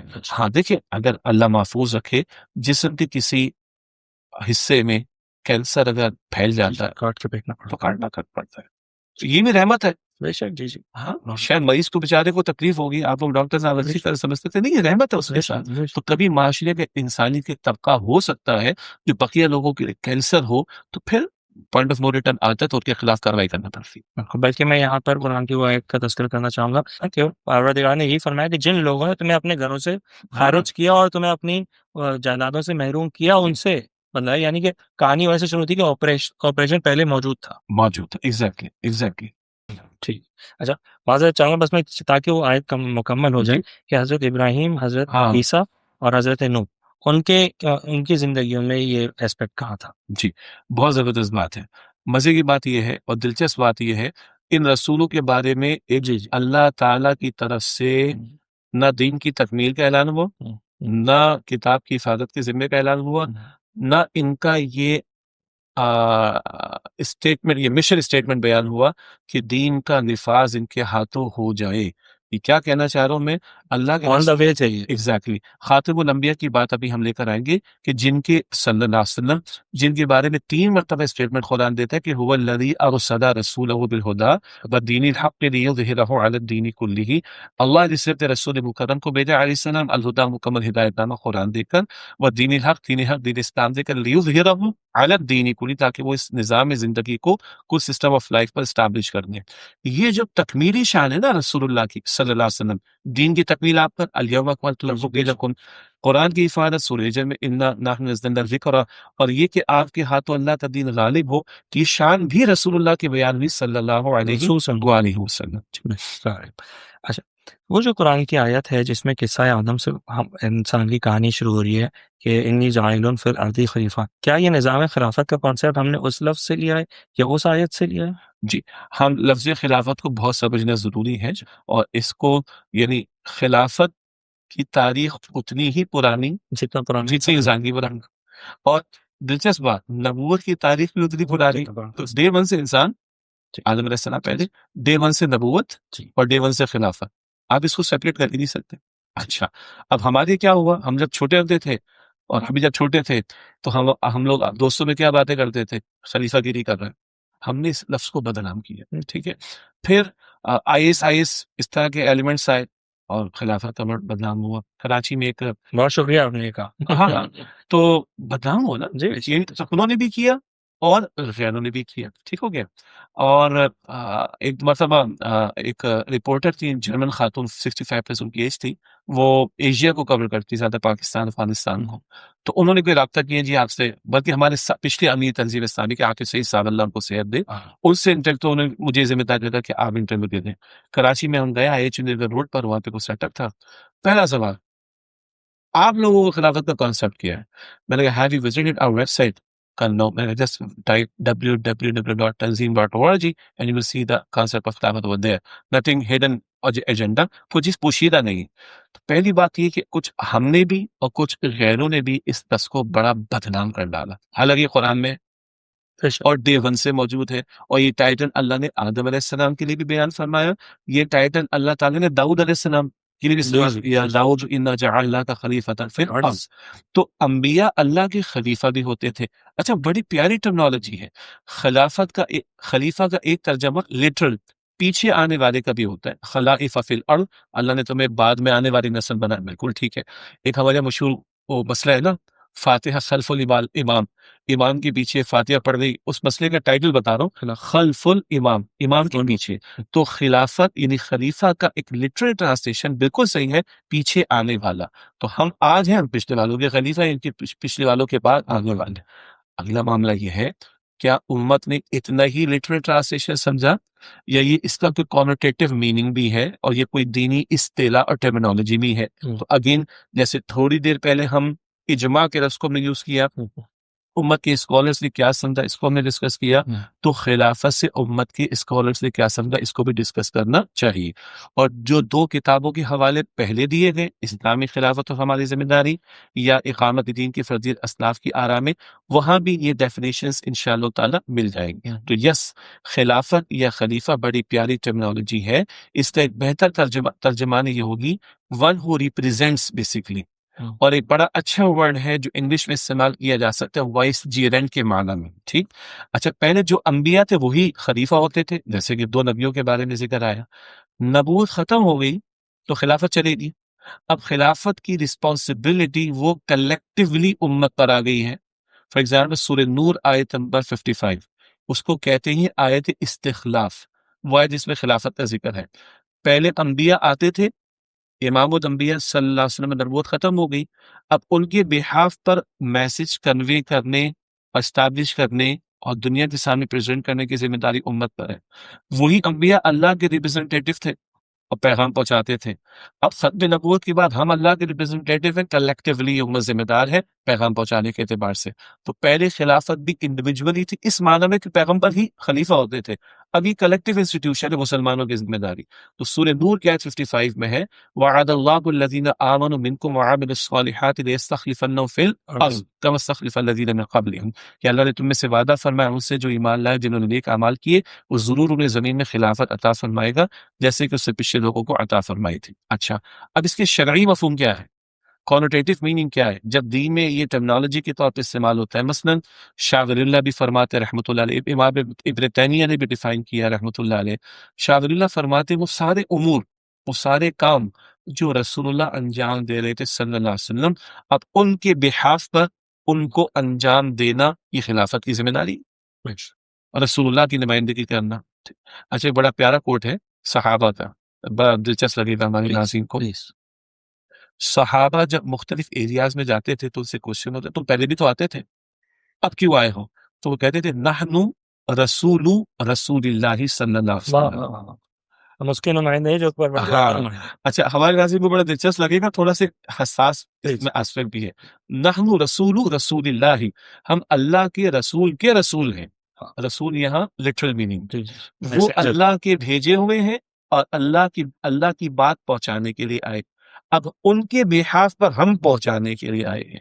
اسی طرح جب رسول اللہ تشریف لے گئے تو خلفائے راشدین کے کیا ٹائٹل استعمال ہوتا ہے؟ خلیفہ۔ خلفائے راشدین کے لیے استعمال ہوتا ہے نا، تو یہ رسول اللہ کے خلیفہ، پھر رسول اللہ کے خلیفہ کے خلیفہ، اور یہ ہے جو اجتماعی طور پر خلافت یعنی اللہ کی ریپرزنٹیشن کرنا زمین پر، وہ ذمہ داری امت کے کاندھوں پر آ گئی۔ تو شاہ ولی اللہ اس طرح سمجھاتے ہیں کہ وہ تمام کام اور امور جو رسول اللہ صلی اللہ علیہ وسلم انجام دے رہے تھے، اب ان کے بحاف پر انجام دینا یہ خلافت کی ذمہ داری ہے، جو ختم نبوت کے بعد امت مسلمہ کے کاندھوں پر آ گئی۔ میں ذرا سا واپس اسی آیت کے ٹکڑے پہ چلوں گا، انی جاعل فی الارض خلیفہ۔ یہ اللہ تعالیٰ حضرت آدم کو آدم ایز اے پروفٹ ایڈریس کر رہے ہیں یا آدم as a first human address کر رہے ہیں؟ اور کیا یہ خلافت جو ہے وہ پھر ہر اولاد آدم میں اسی طرح چلے گی کہ ہیومن ریس کے لیے مخصوص ہے یا چین آف پروفٹس کے لیے مخصوص ہے؟ ہاں دیکھیے، بہت اچھا سوال ہے، اور اسی مقام پر البقرہ میں جہاں یہ آیت کریمہ ہے، وہاں آدم علیہ السلام کو دو علوم عطا کیے جانے کا ذکر ہے، ایک علم الاسماء اشیاء کا علم اور ایک علم ہدایت۔ تو ہم کہہ سکتے ہیں کہ یس، کہ آدم علیہ السلام سے جو مخاطبت ہو رہی ہے وہ پہلے انسان بھی ہیں اور وہ پہلے خلیفہ بھی ہیں اور پہلے نبی بھی ہیں، اور انہی سے سلسلہ نبوت کا شروع ہوا اور انہی سے سلسلہ خلافت کا شروع ہوا۔ تو یس، جب تک انبیاء آتے رہے نبوت کا سلسلہ موجود رہا، رسول اللہ پر نبوت ختم ہو گئی صلی اللہ علیہ وسلم، تو امت ان کے بحاف پر اب یہ کام کرے گی۔ اسی لیے میں نے پہلے عرض کیا تھا اگلی بار، انبیاء ہی خلیفہ ہوتے تھے، تو فرام آدم علیہ السلام تو رسول اللہ علیہ السلام، رسول ہی یہ ذمہ داری، انبیاء ہی یہ ذمہ داری ادا کرتے تھے۔ اب نبوت ختم تو پہنچانے والی ذمہ داری امت پر، نبوت ختم تو خلافت یعنی ریپرزنٹیشن والی ذمہ داری بھی امت پر آ گئی۔ تو نبوت کا سلسلہ ختم، انبیاء کے آنے کا سلسلہ ختم، وہی خلیفہ ہوتے تھے، تو اس معنی میں کہ نبی اب خلیفہ، وہ تو سلسلہ ختم ہو گیا۔ لیکن کیا نبوت ختم ہو جانے کے بعد پہنچانے والا کام بھی ختم؟ نہیں، وہ جاری رہے گا، تو ریپرزنٹیشن والا کام، خلافت والا ذمہ داری کا معاملہ بھی جاری رہے۔ یعنی کہ میں یوں سمجھوں کہ جس وقت اللہ تعالیٰ آدم علیہ السلام سے مخاطب ہیں، اس وقت اللہ تعالیٰ آدم کو ایز ون پرسن ایڈریس کر رہے ہیں، بٹ ونس وہ نبوت کی چین ختم ہوئی، ناؤ خلافت is distributed amongst all the Muslims of the world. Like نبوت ختم ہوئی تو ذمہ داری جی جی ختم تو نہیں ہوئی، جی جی وہ قیامت تک چلے گی، وہ ڈسٹریبیوٹ کہہ لیں یا اسائن ہو گئی۔ ٹھیک۔ تو انڈیویجولی انبیاء نبی بھی تھے، خلیفہ بھی تھے۔ اب امت کلیکٹیولی خلیفہ کس معنی میں؟ کہ امت کی کلیکٹیو ذمہ داری کہ وہ ریپرزنٹیشن کرے اللہ کی، بٹ نیچرل جب یہ ذمہ داری ادا ہوگی تو امت کا کوئی خلیفہ بھی ہوگا، اور ابھی تو 57 لائنز ہم نے ڈرا کی ہوئی ہیں، الٹیمیٹلی وہ گلوبل بھی ہونا ہے۔ تو ہو سکتا ہے کہ ڈفرینٹ ایریاز کے اندر اسلامی عمارت کہنا یہ اچھا ورڈ ہے، اسلامی خلافت گلوبل ہوگی، اسلامی عمارت اچھا ورڈ ہوگا، تو ڈفرینٹ ممالک میں اگر یہ محنت آگے بڑھے گی تو ڈفرینٹ ممالک میں ڈفرینٹ امیر ہو سکتے ہیں، الٹیمیٹلی تو ان کو گلوبل پہ جانا پڑے گا۔ قیامت سے پہلے شاید۔ ٹھیک ہے شیخ بھائی، آپ نے امت کے اجماع کی بات کی، جبکہ ہمارے پاس ایک حدیث موجود ہے کہ امت کا اجماع قتل عثمان کے بعد ممکن نہیں ہوگا جب تک کہ آخری امام، یا یوں کہیے کہ جن کا امام مہدی کا تذکرہ ہے، کہ تب ان کے آنے تک امت کا اجماع ہونا ممکن نہیں۔ اس مسئلے کو آپ پھر خلافت میں کیسے حل کریں گے کہ ہم کیا تب تک ان کا انتظار کرنا ہے؟ شاباش، بہت پیاری بات آپ نے بیان فرمائی۔ اس نریشن کی یعنی ایکسپلینیشنز ہو سکتی ہیں، لیکن سوال ہے کہ جناب مہدی جب تشریف لائیں گے انشاءاللہ تعالی، امت تو اس درمیان میں موجود رہے گی نا، تو کیا امت کا کوئی کلیکٹیو سسٹم نہیں ہونا چاہیے یا اس کی اسٹرگل نہیں ہونی چاہیے؟ تو اس طرح کی کوٹیشنز کو پیش کر کے بعض مرتبہ تھوڑا سا لوگ یعنی سن کر لوگ ڈسہارٹ ہو جاتے ہیں اور ہاتھ پر ہاتھ رکھ کے بیٹھ جاتے ہیں، ٹھیک ہے جب آئیں گے تو ہو جائے گا۔ نہ بھائی نہ، I am bound to put my efforts to perform the responsibility of خلافہ۔ ہوتی ہے نہیں ہوتی میری زندگی میں، یہ میرا مسئلہ نہیں ہے۔ اب اگلا سوال ہے کہ کیا امت کا اجماع کبھی بھی نہیں ہوتا؟ بالکل ایسا نہیں، عقیدوں کے معاملے میں امت کا اجماع ہوتا ہے۔ اچھا، اجماع کا کیا مطلب ہے کہ اگر 2 ارب کلمہ پڑھنے والے مسلمان سب بیٹھ کے ان کے علماء کریں گے، تو مثال کے طور پر قادیانیت کا معاملہ تھا، اس بارے میں جس انداز سے کلام ہوا، that is living example in this era کہ تمام مکاتب فکر جو مسلمانوں کے ہیں سب کا اتفاق ہوا کہ رسول اللہ علیہ السلام کے بعد کسی کی جھوٹی نبوت اس کا دعویدار بھی کفر پہ اور اس کو ماننے والا بھی کفر پہ. ایک بات ہوگی. اسی طریقے پر ہم امت کے علماء مختلف فورمز پر جمع ہوتے ہیں، لیکن کیونکہ ہمارے ہاں ریاستوں کی سپورٹ نہیں ہے تو یہ کام سامنے نہیں آتا. ٹیکنیکل ایک بات ہے، وہ آئی تھی نا کلونڈ ڈولی فرسٹ شیپ جو تھی، تو اسی وقت یہ سوال کھڑا ہو کہ کلوننگ پرمیسیبل ہے یا نہیں. تو علماء بیٹھے، بہت سے فورمز ہیں. جدہ میں ایک فقہ اکیڈمی بیٹھتی، مفتی تقی عثمانی صاحب پاکستان کو ریپرزینٹ کرتے ہیں، 200-250 علماء، تمام اسکول آف تھاٹ کے جمع ہوتے ہیں. اس میں کنسنسس ہوتا ہے، ایک رائے قائم کی جاتی. اس وقت انہوں نے فتویٰ دیا، لیکن وہ پتہ ہی نہیں لوگوں کو. اس لیے کہ اس کام کی ہماری حکومت سرپرستی نہیں کرتی. تو امت کو یہ مسائل درپیش آئیں گے، اس پر کلام ہوگا. اچھا اگلی بات، چل یہاں تو ٹھیک ہے، چھوٹے موٹے مسئلوں میں جمع ہو جائے گا، کنسنسس ہو جائے گا. اگر ایک اسٹیٹ چلانی ہو تو یہ کوشچن ہے نا. تو یہ تو پاکستان بننے کے ٹائم پر بھی سوال ہے. جب ہم نے کہا کہ بھئی پاکستان کا مطلب کیا، لا الہ الا اللہ، ہمارے فور فادر سے قربانیاں دی، تو ہم نے کہا، ہم نے آبجیکٹو ریزولوشن میں لکھ دیا کہ سوورنٹی بلانگس ٹو اللہ، کتاب و سنت کی عبادت دستی. تو ایک کوشچن ہے، بٹ نیچرل صحیح تھا. کس کا اسلام آئے گا؟ دیوبندیوں کا آئے گا، بریلویوں کا آئے گا، اہل حدیث کا آئے گا، شیعہ کا آئے گا، سنی کا آئے گا، کس کا؟ بٹ نیچرل پریکٹیکل سوال ہے. تو 21 علماء، یہ شاید بہت سے ناظرین فرسٹ ٹائم سنیں گے کیونکہ پازیٹیو باتیں ہمارے سامنے عام طور پہ نہیں آتی. 31 چوٹی کے علماء، دیوبندی، بریلوی، اہل حدیث، جماعت اسلامی، اہل تشیع، سنی، سب شامل ہوئے اور اس کو چیئر کیا تھا سید سلیمان ندوی صاحب نے رحمۃ اللہ علیہ. 31 علماء نے 22 پوائنٹس پر اگریمنٹ کیا. اسٹیٹ کا حکمراں کیسے ہوگا، اس کو ہٹایا کیسے جا سکتا ہے، لایا کیسے جا سکتا ہے، فیڈرل لیول پر، پروونشل لیول پر، ڈسٹرکٹ لیول پر کیا ہوگا، مائنورٹیز کا معاملہ کیا ہوگا. 22 اگریڈ اپون پوائنٹس پر انہیں سائن آف کر دیا. اس کے مطابق وہ سسٹم آتا ہے، ہمیں کوئی اختلاف نہیں. باقی مجھے ہاتھ اوپر ماننا ہو، مجھے ہاتھ ناف کے نیچے ماننا ہو، مجھے ہاتھ یہ میرا پرسنل ایشو.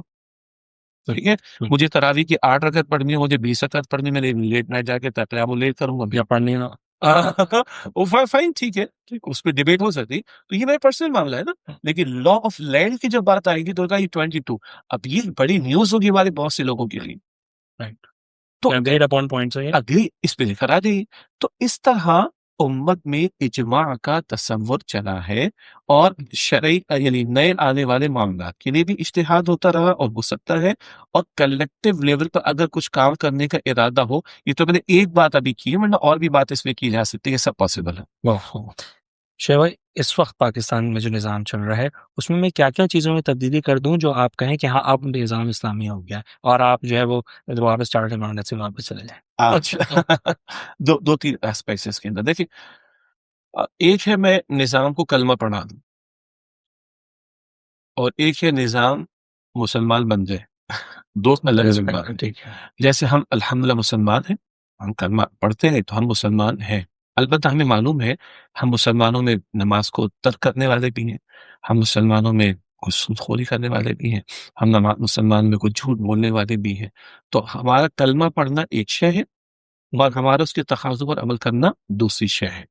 تو اگر ہم ریاست کو مسلمان بنانے کی بات کریں ایک شے ہے، اور اس کو ہم مسلمان کلمہ پڑھانے کی بات کریں یہ ایک شے ہے، اور اس کو مسلمان کرنے کی بات کریں یہ دوسرا آسپیکٹ ہوگا. تو ہم نے ایک کلمہ تو پڑھا دیا تھا جب ہم نے کہا کہ حاکمیت اللہ کے لیے اور سب کچھ ٹھیک ہے، first preamble of the law, no legislation against France. البتہ دو تین باتیں کانسٹیٹیوشن میں ایسی کہ جو خلاف اسلام ہے، وہ ٹیکنیکل سائڈ ہے، اس پہ ریکمنڈیشنز بھی موجود ہیں، ان کو اگر ہٹا دیا جائے ایک. اور یہ جو کلوز ہے نا کہ حاکمیت اللہ کی اور کتاب و سنت کی بالادستی، یہ صرف پرنسپلز آف پالیسیز میں نہ رہے یا یہ برکت کے لیے نہ رہے، یہ طے ہو کہ اس کی سپرمیسی ہوگی، یہ سپریم ہوگا، باقی جتنا بھی کانسٹیٹیوشن ہوگا وہ اس کے انڈر میں ہوگا. تو ہم واقعی اس کو کلمہ پڑھا لیں گے. کلمہ پڑھانے کی بات جی ہم نے ملک کا نام تو رکھا نا اسلامی جمہوریہ پاکستان، ٹھیک ہے، کلمہ پڑھا چکے ہیں اس کو ایک معنی میں، لیکن کانسٹیٹیوشن میں دو تین باتیں جو خلاف اسلام ہیں وہ ٹیکنیکل سائڈ ہے. If you can mention kindly، مطلب جس ایسی ہنٹ دے دیجیے کہ یہ وہ تین ایک دو جگہ ایسا اختیار صدر کو یا وزیر اعظم کو دے دیا گیا کہ وہ فلاں فلاں سزائیں معاف کر سکتے ہیں. ٹھیک ہے، بالکل ٹھیک. اس پہ ڈیبیٹ ہے تو وہ اختیار ان کو نہیں مثال کے طور پر، ٹھیک ہے. اور کبھی اگر ان کو یہ ایگزمپشن مل جائے کہ صاحب یہ کورٹ آف لا میں پیش نہیں ہوں گی، کیوں نہیں پیش ہوں گے بھائی؟ واہ واہ واہ، یہ تو بہت اچھی صحابہ کرام کے دور میں کچھ چیزیں اگر تھیں وہ صحابہ پیش ہوئے تو آپ کیا حیثیت؟ ویری نائس سر. لیکن کچھ چیزیں اور بھی ہیں اس وقت مجھے ایگزیکٹلی یہ دو باتیں ہیں. البتہ اس پر لوگوں کی ریکمنڈیشن ایون ڈاکٹر اسرار صاحب اپنے دور سے موجود ہیں, ہم اس کو شیئر بھی کر سکتے درکار ہوگا. اس وقت مجھے مستحضر ہو نہیں ہے, میں معذرت چاہتا ہوں. تو 2-3 چیزیں وہ ہٹا دیں گے ایک, اور یہ ٹاپ پر ہو کہ باقی جتنا بھی کانسٹیٹیوشن میں جتنے بھی کلاسز ہوں گے وہ نیچے, اور یہ بات ٹاپ پر رہے گی. تو یہ تو ہو جائے گا کہ ہم نے کانسٹیٹیوشن کو کلمہ پڑھا دیا ایک بار. اگلی بار اب اس کی امپلیمنٹیشن کا معاملہ, پاکستان میں بہت کچھ کام بہت اچھے بھی ہوئے ہیں. مثلا ہمارے یہاں ایک اسلامی نظریاتی کونسل موجود رہی, ہم نے بچپن میں پاکستان اسٹڈیز میں پڑھا اور اب بھی ذکر آتا رہتا ہے. اب تو خاصی تو پولیٹیسائز ہو چکی ہے, لیکن ماضی میں بڑے جید علماء نے اس پہ بڑا زبردست کام کیا. میں وٹنس اس معنی میں ہوں کہ میرا جو آفس لاہور میں ہمارا تنظیم کے مرکز میں ہے, اس کی ایک ریک میں تمام رپورٹس ہیں اسلامی نظریاتی کونسل کی. یعنی آپ کو حیرت ہوگی, ان کی یہ بھی ریکمنڈیشن آئی کہ ایک ایریا ہے نا, تو اس میں ایک جیسی آمدنی والے لوگ رہتے ہیں, اگر مثال کے طور پر ان کے بھی کوشش کی جائے کہ ان کا جو گھر کا آؤٹ لک ہے نا, اس کی کلر اسکیم اگر سیم رہے, ٹھیک ہے, اسٹرکچر اگر سیم رہے تو ذرا سا مساوات رہیں گے. ہاں, یعنی اس پر انہوں نے ڈسکشن کیا ہے. اور اتنی اور بہت ساری قوانین جس میں غیر اسلامی ایلیمنٹ شامل ہیں ملک میں, انہوں نے آئیڈینٹیفائی کیا, ریکٹیفیکیشن کی انہوں نے ریکمنڈیشنز دی ہیں, وہ سب لکھا ہوا موجود ہے. اس کو میں کہہ رہا ہوں کہ نظام کو کلمہ پڑھانا ایک شے ہے, اس کو مسلمان کرنا دوسری شے ہے. جی شاہ بھائی, اس طریقے سے تو ہمارے ہر سیکٹر کی شکایت یہی ہے کہ امپلیمنٹیشن کی طرح ایجوکیشن پالیسی والا بھی سیم بات کرتا ہے, ہیلتھ پالیسی والا بھی بات کرتا ہے, NFC والا بھی بات کرتا ہے, صوبے بھی اب یہی مانتے ہیں. تو یہ تو پاکستان کا جنرل ایشو ہے کہ ہر چیز کتاب اور کاغذ پہ لکھی ہوئی موجود ہے, گراؤنڈ پہ کچھ نہیں. تو یہی تو مسئلہ ہے نا. تو اللہ کا دین بھی لپ سروسنگ کا تقاضا تھوڑی کرتا ہے, لیکن ہم تو دعویٰ کر کے بیٹھے کہ ہمارے ملک کا نام کیا ہے. بے شک, ہم تو دعویٰ کر کے بیٹھے کہ حاکمیت اللہ کی. تو ہم کہہ رہے ہیں اس دعوے کا عمل ثبوت بھی تو لاؤ. اب کیسے آئے گا یہ اگلا سوال ہو سکتا ہے, لیکن میں ایسا کیا کر رہا تھا کہ کچھ ہمارے پاس بیسک اسٹرکچر موجود تھا. اسی طرح ہمارے پاس ایک وفاقی شرعی عدالت موجود ہے, فیڈرل شریعت کورٹ موجود ہے. اگر ایک بندہ سمجھتا ہے کہ یہ لیجسلیشن غلط ہوئی, تو میں جا کے فیڈرل شریعت کورٹ کا دروازہ کھٹکھٹا سکتا ہوں, اور اگر میں ثابت کر پاؤں کسی ایکسپرٹیز رکھنے والے وکلا کے ذریعے کہ یہ خلاف اسلام, تو فیڈرل شریعت کو ڈائریکٹ کرے کہ اس کو چینج کیا جائے اور دوسرا بل یا قانون لانے کی کوئی یہ بڑا اچھا میکینزم ہے. لیکن پھر کیا ہوتا ہے, ہمارے لنگر آن کرتے ہیں, سپریم کورٹ شریعت اپیرنٹ بینچ میں جاتے ہیں, وہاں سے بینچ بدلتے ہیں, بینچ توڑتے ہیں, مسئلہ. تو اصل پوائنٹ وہی ہے جو ابھی آپ نے امپلیمنٹیشن کی بات نہیں ہو رہی. تو ایک ہے نظام کو کلمہ تو پڑھایا ہوا ہم نے 2-4 چور دروازوں کے ساتھ, ایک ہے اس کی امپلیمنٹیشن کے معاملے کی طرف. وہ نہیں ہمارے حکمراں جاتے, ان کی ول نہیں ہے, ہماری سیاستدانوں کی فکر نہیں ہے. میرے لیڈر کو گالیاں دے دی تو میں پورا میڈیا سر پر اٹھا دیتا ہوں, میں شہر کو آگ لگوا دیتا ہوں, میں یہ کر دیتا ہوں, میں وہ کر دیتا ہوں. عوام بھی ہے جناب, پانی نہیں ملنا, گیس نہیں مل رہی, ہم دھرنا دیں گے, ہم روڈ بلاک کر دیں گے. ہم یہ کہتے ہیں کہ آج تک کبھی ہمارا ایمان نہیں جاگتا, ہماری غیرت نہیں جاگتی کہ اللہ کو بڑا نہیں مانا جا رہا, اللہ کی بڑائی کا نفاذ نہیں کیا جا رہا. تو یہ تو ہمارا ایک دینی فریضہ تو ہے. ہمارا کانسٹیٹیوشنل رائٹ بھی تو ہے کہ حکومت غلط کرے تو اس کو سیدھا کرے, بالکل اس کو بدلنے کی کوشش کرے, اس سے ڈیمانڈ. تو ساری چیزوں کی ڈیمانڈ اگر رکھ رہے ہیں تو یہ ڈیمانڈ کیوں نہیں رکھتے کہ یار اللہ کے نام پر دین بنایا ہے, پاکستان بنایا ہے, اللہ کو تم نے بڑا ماننے کا دعویٰ کیا, کلمہ پڑا ہے, تو اس کے تقاضوں پر کیوں نہیں کرتے. یہ ہمارا درد ہے. یہ درد حق کا اور سب کا مشترک ہے. ہر مطالبہ کرنے والے کا یہ درد مشترک ہے کہ اس کی بات کتاب و کاغذ پہ موجود ضرور ہوگی, آن گراؤنڈ نہیں ہوگی. مگر یہاں پر although 100% ہمارا جو کانسٹیٹیوشن ہے وہ اسلامک کانسٹیٹیوشن ہے الحمدللہ, 2-3 ایشوز کے ساتھ, 2-3 ایشوز ہے, اور وہ بہت اچھے ایشوز ہیں. میں تو چاہوں گا کہ ان کی تشہیر ہو. لازمی ہمارا صدر جو ہے وہ اکاؤنٹیبل ہے اسلام کے مطابق بھی اور ہر دنیا کے اصول کے مطابق بھی, ہماری خواہش کے مطابق. یہ تو بہت اچھی بات ہے.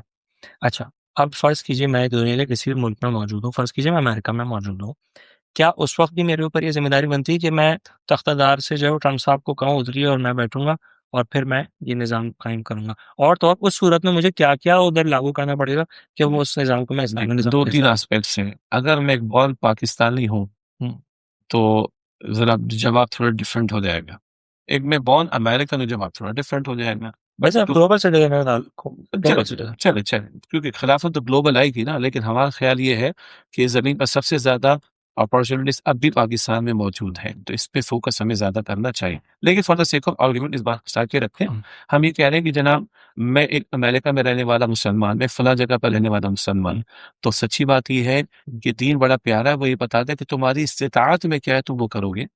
तो निज़ाम को बदल देने के लिए अगर हाथ की ताकत मेरे पास नहीं है, लेकिन नज़रिए की ताकत है, दावत का टूल मेरे पास मौजूद है, डिबेट का टूल मेरे पास मौजूद है, बात को पहुँचाने का टूल मेरे पास मौजूद है, मैं उसकी कोशिश करूँगा इंशाअल्लाह। और इस दौरान में अगर किसी खित्ते ज़मीन पर अल्लाह का दीन गालिब हो जाता है और उसके दरवाज़े मेरे लिए खुलते हैं, तो फिर मुझे सोचना पड़ेगा कि क्या मुझे किसी ऐसी जगह हिजरत कर जाना चाहिए कि जहाँ मैं न सिर्फ़ अपने अक़ीदा और ईमान को बचा सकता हूँ, बल्कि मैं अल्लाह के दीन पर अमल और उसके निफ़ाज़ की मेहनत में आगे जा सकता हूँ। आज बहुत से लोग अगर माइग्रेशन कर रहे हैं, अच्छी ज़िंदगी के लिए, बेटर एनवायरनमेंट के लिए, तो कल अगर किसी खित्ते ज़मीन में इस्लाम एस्टेब्लिश होता है और वहाँ के दरवाज़े मेरे लिए खुलते हैं, तो मुझे अपने ईमान की रोशनी में सोचना चाहिए कि क्या अब मुझे अपने अक़ीदे की हिफ़ाज़त और पूरे दीन पर अमल के लिए वहाँ माइग्रेट करना चाहिए? उस वक़्त जब ये सिनेरियो क्रिएट हो, ये सवाल पैदा होगा। तब तक क्या करना है? हदीस बहुत क्लियर है, अगर तुम्हारे सामने बदी मौजूद है, तो अपनी ताकत अपने हाथ से बदलने की कोशिश करो। अगर हाथ की ताकत नहीं तो ज़ुबान से बदलने की कोशिश करो। ज़ुबान की ताकत नहीं तो दिल में बुरा जानो, लेकिन ईमान का कमज़ोर तरीन दर्जा है। पॉइंट क्या है?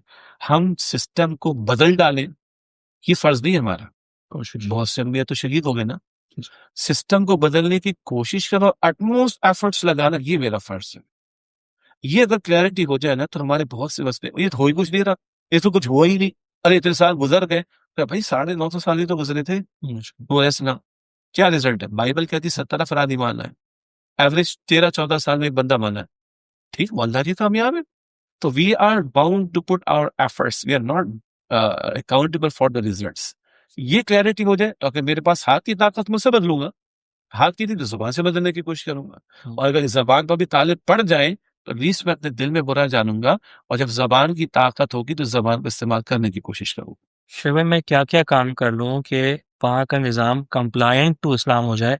क्या-क्या चीज़ें उनके उस सिस्टम में इनकॉर्पोरेट कर लूँ तो मैं कह सकूँगा कि now it's an Islamic system? कहाँ की बात कर रहे हैं? Any country of the world, let's suppose America. ठीक हो गया। देखिए, बहुत प्यारी बात है, ठीक है। एडमिनिस्ट्रेटिवली तो कोई इश्यूज़ ही नहीं है, दुनिया ने बड़ी तरक्की की है, ठीक है। हमारा प्ली ये है, जो सूरह हुजरात की आयत नंबर 1 है, या अय्युहल्लज़ीना आमनू ला तुक़द्दिमू बैन यदयिल्लाहि व रसूलिही, ऐ ईमान वालों, अपने मामलात को अल्लाह और अल्लाह के रसूल से आगे ना बढ़ाओ। इसके बड़ा प्यारा फ्रेमवर्क पाकिस्तान में मौजूद था, बल्कि है। और एक सॉफ्ट रेवोल्यूशन का तरीका क्या था कि कॉन्स्टिट्यूशन को आप कलमा पढ़ा दें, और कॉन्स्टिट्यूशन को ईमानदारी के साथ कलमा पढ़ा दें कि अल्लाह और उसके रसूल की हाकमियत, अल्लाह उसके रसूल की इताअत टॉप पे रहेगी, बाकी जो कुछ उसका होगा इसके नीचे होगा। यानी आज जैसे सुप्रीम कोर्ट ऑफ पाकिस्तान में बैठ के जजेस ये कहते हैं, भाई हम तो आइन को देखेंगे, लोगों के हुकूक पामाल तो नहीं हो रहे, लोगों के राइट्स एक्सप्लॉइट तो नहीं हो रहे, ऐसे ही देखते ना। हम कह रहे एक स्टेप आगे जाए, हम ये देखेंगे कि फला कोई भी अमल, कोई भी काम, कोई भी कानून, ये अल्लाह और उसके रसूल की किताब के खिलाफ तो नहीं जा रहा। तो ये अगर ऊपर तय कर दिया तो हमने कलमा पढ़ा दिया, और फिर इसकी इम्प्लीमेंटेशन का मैकेनिज्म, मसलन पाकिस्तान में क्या था कि भाई फेडरल शरीयत कोड मौजूद है, अगर कोई कानून गलत बना, आप जाके साबित करो, उसको रेक्टिफाई किया जाए, और रेक्टिफिकेशन का सिस्टम और मैकेनिज्म मौजूद ही ना हो, बल्कि उसकी इम्प्लीमेंटेशन भी की जाने की बात चल रही हो। तो अगर टॉप पर ये तय हो और बकिया जितने कानून हैं, कॉन्स्टिट्यूशन की क्लॉसेस हैं, उसके अंडर में लाए जाएँ, और उसकी रेक्टिफिकेशन अगर गलत हुआ तो रेक्टिफिकेशन का मैकेनिज्म और इम्प्लीमेंटेशन का मैकेनिज्म, अगर इस तरफ पेशकदमी शुरू हो जाती है, तो हम कहेंगे एक एक एक एक एक एक एक ज़मीन के खित्ते को हमने मुसलमान कर लिया है। लेकिन ये इस दियानतदारी के साथ जो 2-3 बातें मैंने आपके सामने अर्ज़ की। फिर निटी-ग्रिटीज़ है उसकी, तफ़सील नीचे। अच्छा, शोएब भाई, क्या ऐसा हो सकता है कि मैं किसी मुल्क से ये दरख्वास्त कर दूँ कि ये लॉज़ आप अपने सिस्टम में इनकॉर्पोरेट कर दीजिए when you deal with my matters, so that I, no matter wherever I am living under the Islamic laws? بالकुल कर सकते हैं। फॉर तो उसको एग्ज़ाम्पल आप एक्सेप्ट करेंगे? देखिए, उसको हम एक्सेप्ट करवाएँगे, हमें करवाना चाहिए। नहीं हम बीइंग इस्लामिक मुल्क किसी के साथ या कोई और यानी कि हमारे आप उसको एक इस्लामिक सिस्टम कंसिडर कर लेंगे। फ़र्ज़ कीजिए अमेरिका में मैं ये दरख्वास्त दूँ कि जी मेरा जब मामला है तब आपने मेरे तलाक के मामलात कुरान के हिसाब से लेने हैं, मेरे फाइनेंसेस अकाउंट्स में जो है वो सूद की आमद दरामद नहीं होनी चाहिए, एक्सेट्रा एक्सेट्रा करके आप जब मुझे डील कर रहे हो, you deal with me with my loss. बिल्कुल हो सकता है, मैं इसकी एग्ज़ाम्पल्स आपको दे रहा हूँ।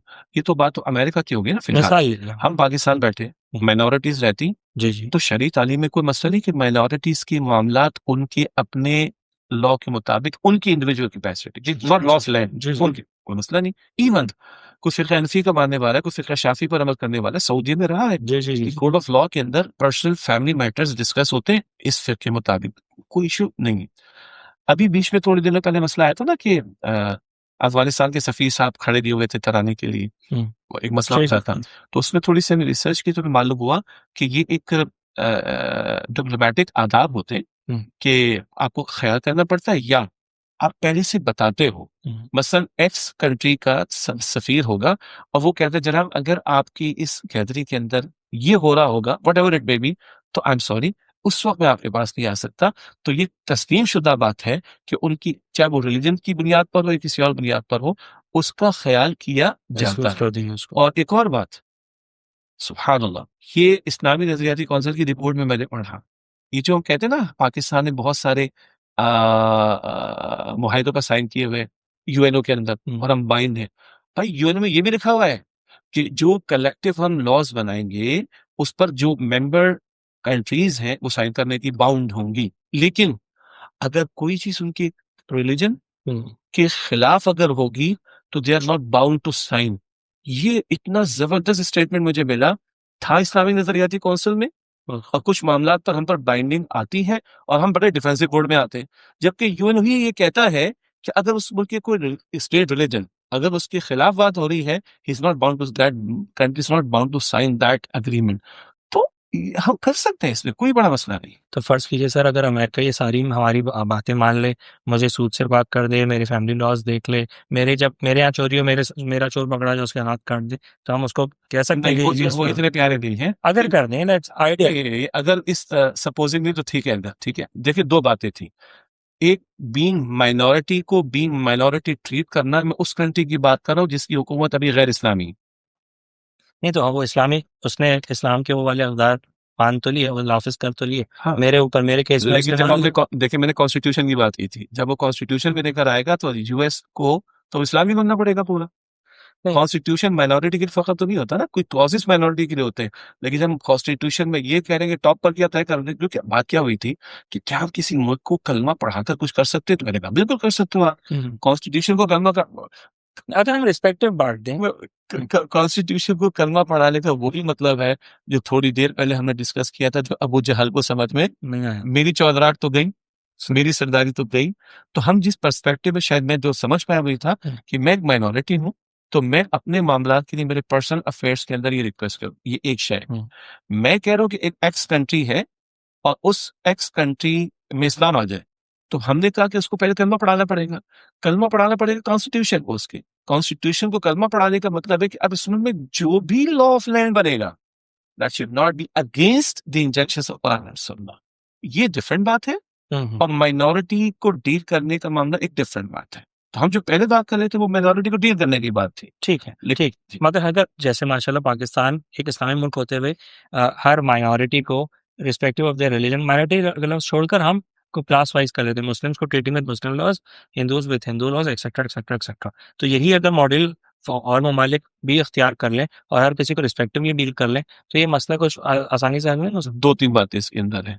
पाकिस्तान इस्लामिक कंट्री नहीं है, I am sorry bye sir Muslim ji, ji, Muslim ji, country जी। और यहाँ मेजॉरिटी को उसके राइट्स नहीं मिल रहे हैं वो और वो ये एक और मसला है। जी, जी, जी। बाहर वालों का प्रेशर इतना है कि हम गुरुद्वारे बनाते हैं, हम मंदिर बनाते हैं, हम चर्च बनाते हैं और मस्जिदें हम शहीद करते हैं। जी, जी। ये तो एक प्रैक्टिकल बात हो गई ना, हम इस वक़्त सिर्फ़ कागज़ की बात करेंगे, कागज़ पे क्या है? हाँ, कागज़ किस तरह से आइडियल बात कर रहे हैं। तो अगर अगर बाकी ममालिक इस तरह का मॉडल अडॉप्ट कर लें कि fine whatever your Islamic laws are which make a Islamic country as Islamic اگر ہم وہ آپ کے معاملے میں اڈاپٹ کر لیتے ہیں, so are you happy with that? دو باتیں ہیں نا. جب ہم یہ کہتے ہیں کہ اسلام سسٹم آف لائف ہے, میں اپنی بات پہ تھوڑا سا کھڑا ہوں, ابھی اسٹینڈ لیا ہوا میں نے. جب ہم یہ کہہ رہے ہیں کہ وہ ایکس نان مسلم کنٹری ہے اور وہ ہمیں یہ کنٹری کا ریلیجن نہیں ڈیفائن کرتے نا ہم. لیٹ کنٹری بی مشین, ہاں ٹھیک ہے نا. جب میں اس کے پاس جاؤں گا وہ مجھے میرے اس سے قانون سے دیکھے, جب ہندو جائے ہندو کے قانون سے دیکھے. اچھا ریسٹ قانون تو ظاہر ہے عام ہے بھائی, گاڑی فلان اتنی اسپیڈ پہ نہیں چلانی ایٹسٹرا, مگر ہر کسی کو رسپیکٹولی دیکھ لے تو پھر ہمیں کو ایڈجسٹ کرنا آسان ہو جائے گا. یا پھر میں یہ واقعی اس ٹسل میں پڑھوں نہیں ہر دن دراصل میں تو پڑھنا پڑے گا ہمیں. ہمیں سلیمان علیہ السلام والی ٹون میں جانا پڑے گا, لیکن اس جانے کے لیے پہلے اپنے آپ کو فرق کرنا پڑے گا نا. اور فرق کرنے میں صرف ہمارے پاس ٹیکنالوجی کا ریسورسز کا ہونا کافی نہیں ہے, اللہ کی مدد کا شامل ہونا کافی ضروری ہے. ہم کل کہہ سکے کہ اللہ تعالیٰ علیہ مسلم, جو سلیمان علیہ السلام نے فرمایا کہ سرکشی نہ کرو, مسلم ہو کر آ جاؤ. جہاں تک کو ایگزسٹ, اصل میں یہ ٹرمینالوجی میں بڑی اس کو بھی ذرا خراب کیا گیا ہے. اگر اس معنی میں ہے کہ ہم اگر ایک مسلم کنٹری ہیں یا اسلامک کنٹری ہیں, تو کیا نان مسلم ہمارے رہ سکتے ہیں؟ نہیں رہ سکتے. اس کے روز گیم ڈیفائن ہیں. ہم جاتے ہیں, ہم کئی مائنورٹی ہوتے ہیں, تو بہرحال انڈیویجول کیپیسٹی پہ تو چل جائے گا, لیکن ہماری شریعت کے جو کلیکٹو افیئر سے متعلق لاز ہیں وہ کمپیٹیبل نہیں بنتی بات, کہ وہ رہے بھی نہیں نان مسلم کنٹری ایز این اتھارٹی, اور میں بھی مسلم رہا ہوں مائنورٹی, اور میرے کلیکٹو افیئرس کے معاملات کے اندر جو ہے وہ اسلام پر عمل درآمد ہو جائے, کچھ جگہ میں پھنس جاؤں گا. ٹھیک ہے, میں سود اکاؤنٹ نہیں کھولوں گا, کوئی مسئلہ نہیں, مثال کے طور پر, ٹھیک ہے جی, لیکن میری شریعت نے مجھے کہا کہ جب چوری ہو تو اس کے ہاتھ کاٹے جائیں بالکل گے. ٹھیک ہے, میری چوری, میرے گھر میں چوری ہوئی ہے, میرا چور پکڑا گیا ہے, نہیں اس اس کی کے کاٹوں گا. لیکن چور تو چور ہے نا, تو چور میرے کیس میں پکڑا گیا ہے. میں وہی تو کہہ رہا ہوں, چور چوری کرے ہندو کے گھر میں, ہاں ایک ٹھیک ہے, نہیں اور چور چوری کرے اب کٹے گا. اچھا یہ تو اور مزے کی بات ہے. نہیں, یہ پھنس جانے والی بات ہے نا. اب میں being authority of the state, میں لا میکر ہوں, صحیح ہے, تو میرا تیسرا مائنورٹی والا کہے گا بھائی تب آپ کا دماغ ٹھیک ہے, چوری اس چوری, ٹھیک ہے, ایکس چور ہے, اس نے مسلمان کے گھر میں چوری کی تو ہاتھ کاٹ لی, اور ایکس چور ہے, یہ چلے وائی چور ہے, اور تم نے اس نے جو ہے وہ ہندو کے گھر میں کیا. ہاں, پھر پتہ کیا سوال اٹھے گا, یہ تو ڈسکرمنیشن ہو گئی. بہت اچھا ہے بھائی, یہ تو اس سے میری کتنی اچھی پروٹیکشن ہو رہی ہے, اب وہ نام دیکھ کے گھسے گا. نہیں یہ نہیں دیکھو, دیکھیں ہم جب مائنورٹی کا لفظ کہتے ہیں ہم اسی وقت سمجھ دیتے ہیں کہ جی there must be a state religion. اگر ہم اسٹیٹ ریلیجن والی شرطیں ختم کر کے ایک لمحے کے لیے کہہ دیں کہ بھائی country should be neutral and they should deal people as people according to their own needs.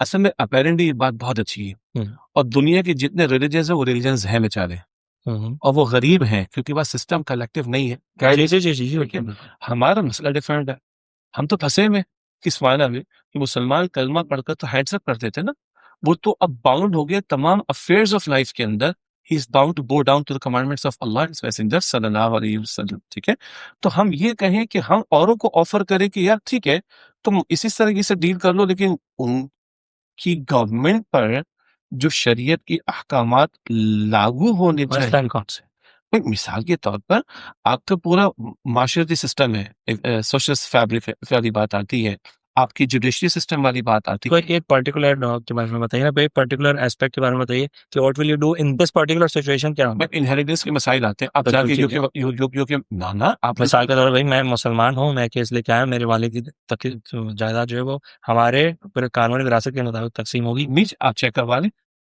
ٹھیک ہے, نہیں ہوتا نہیں ہے, مگر ایسا ہو جائے تو اٹس فائن. نہیں, یہ سپوزنگ بڑا اچھا جملہ ہے نا, یہ سپوزنگ بڑا اچھا جملہ ہے, لیکن پھر کون مسئلہ آئے گا, یعنی ایک کھڑکی سے ہم کہیں گے کہ اسلام دو. سر اس سے تو بہت, اس سے تو اسلام کا فائدہ کتنا, دوسرے دیکھیں گے یار یہ تو فائدے ہی فائدے میں. بھائی آج اس سے میں بھی مسلمان ہوں, آپ کو پتہ ہے میں نے اسٹینلے والپارٹ کی کتاب میں پڑھا, پتہ نہیں بات بڑی عجیب ہو جائے گی, کہ جب جو ہے وہ یہاں پر اسلام کا غلبہ ہو گیا اور مسلمان خوشحال ہو گئے, تو بہت سے ہندو جو ہے وہ مسلمان ہو گئے, اور اصل میں انہوں نے کسی صاحب کے لیے کتاب لکھی تھی, وہ باقی لوگ خود پڑھ لیں گے. تو یہ تو ہمارے لیے بہت اچھا ہے بھائی, جب وہ جو نام دیکھ کے گھروں میں گھس رہا ہے تو ہر کوئی بار سید نبھا لے گا.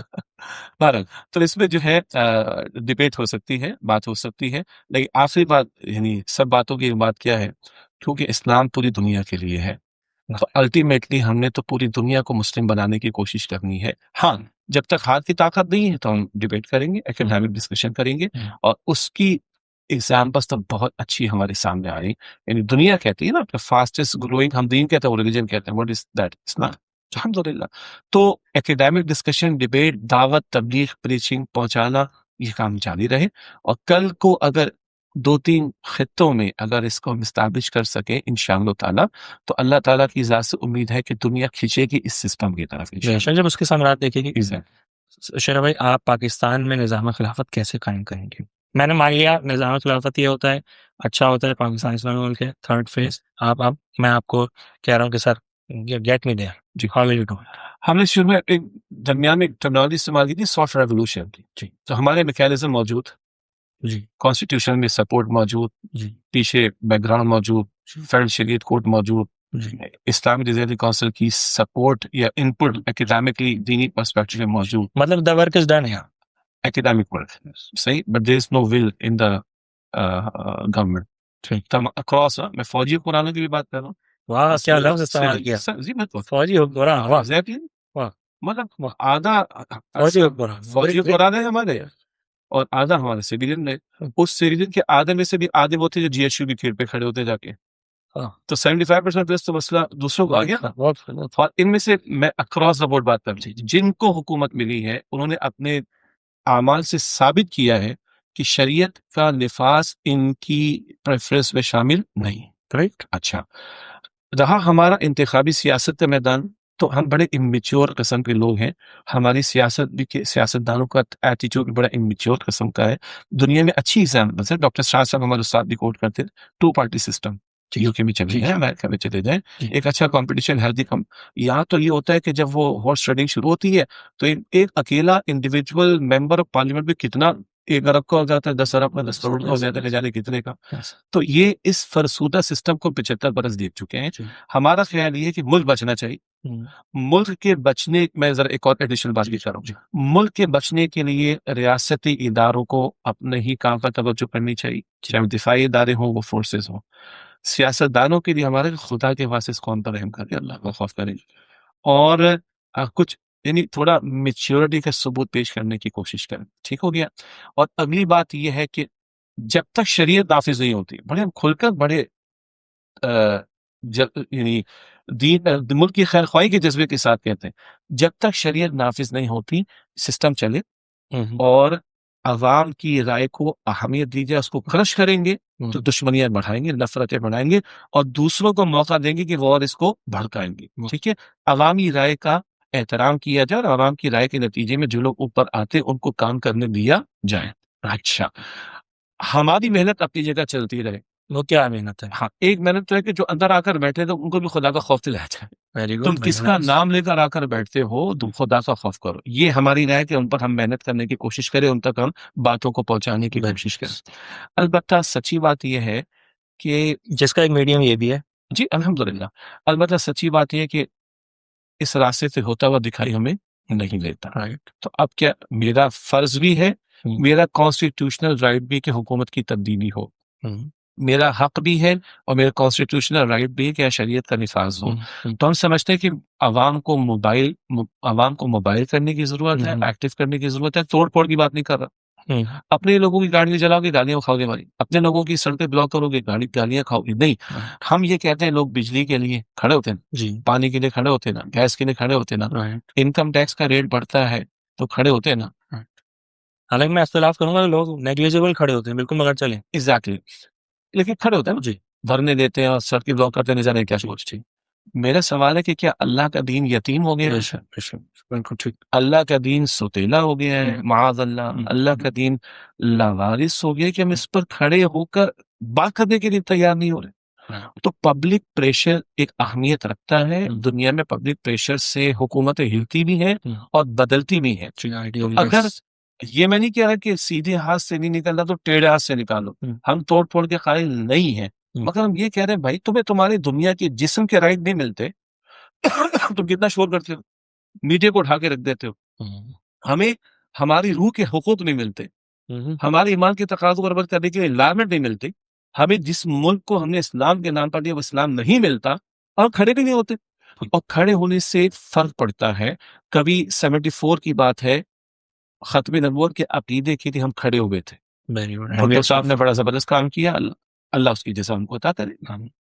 ہمارا کسی سیاسی جماعت سے اختلاف ہونا الگ شے ہے، اور کسی سے کوئی خیر کا کام اللہ لے لے تو ہم اس کو اپریشیٹ کریں گے الحمدللہ.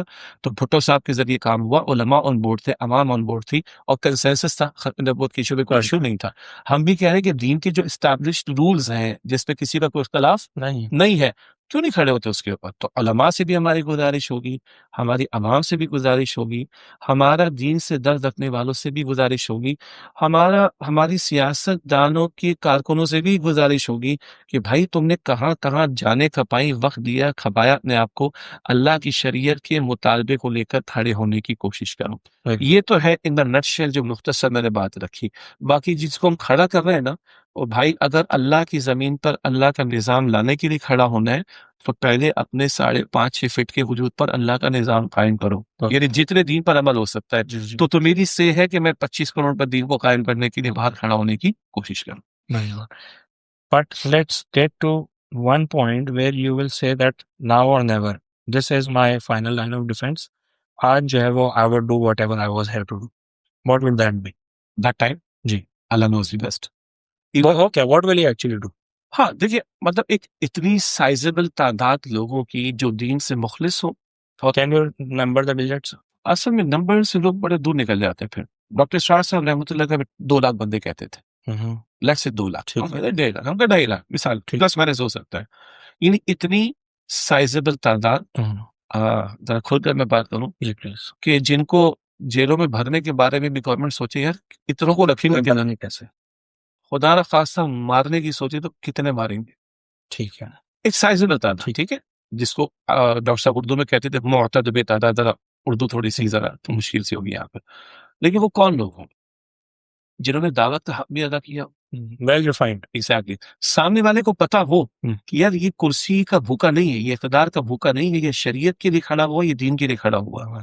تو اگلا بھی گولی چلانے سے پہلے شاید سوچے گا کہ یار میں کیوں مانوں.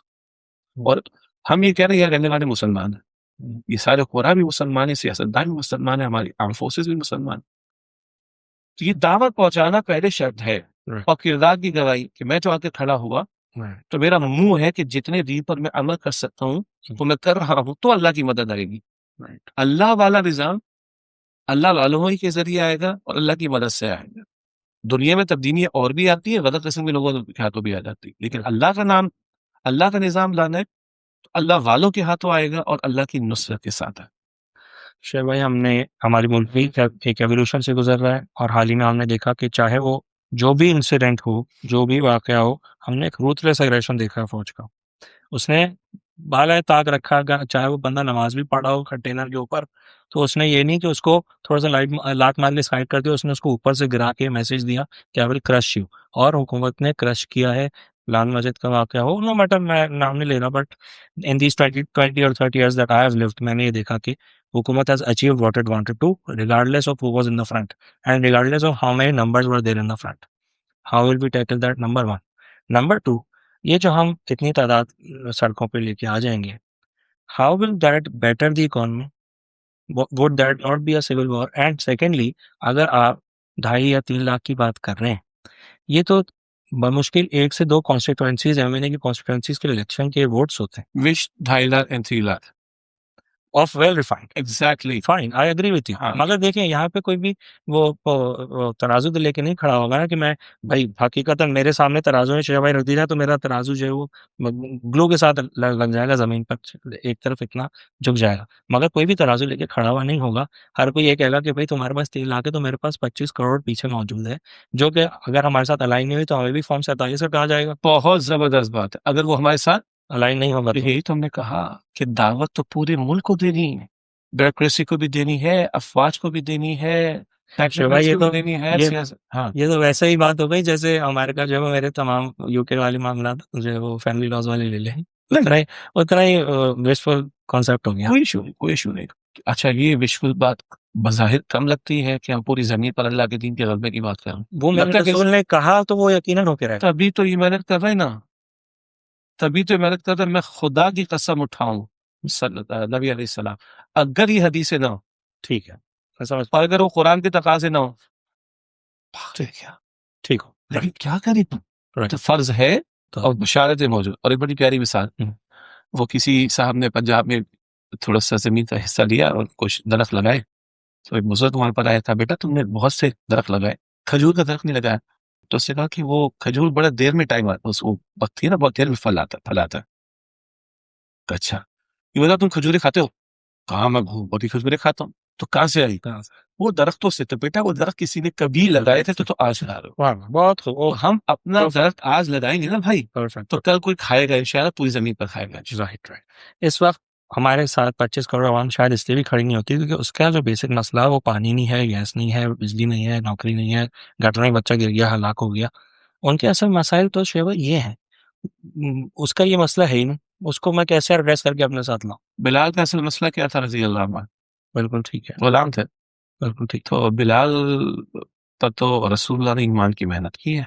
خباب لوہار کا کام کرتے تھے, بہت بڑی اگزامپلس ہیں. اصل میں آج وہ اتنا مٹیریلزم کا معاملہ ہم پر چھایا ہوا ہے کہ شاید یہ اسپرچول سائڈ اور فیتھ والی سائڈ سے سوچنا ہم بھول گئے. ہاں, میرا بھی پیٹ بھرا ہوا ہے, اس سے شاید مجھے احساس نہیں ہے کہ غریب پر کیا بیتتی ہے, اور صرف ہم کر لیتے ہیں. I agree with that.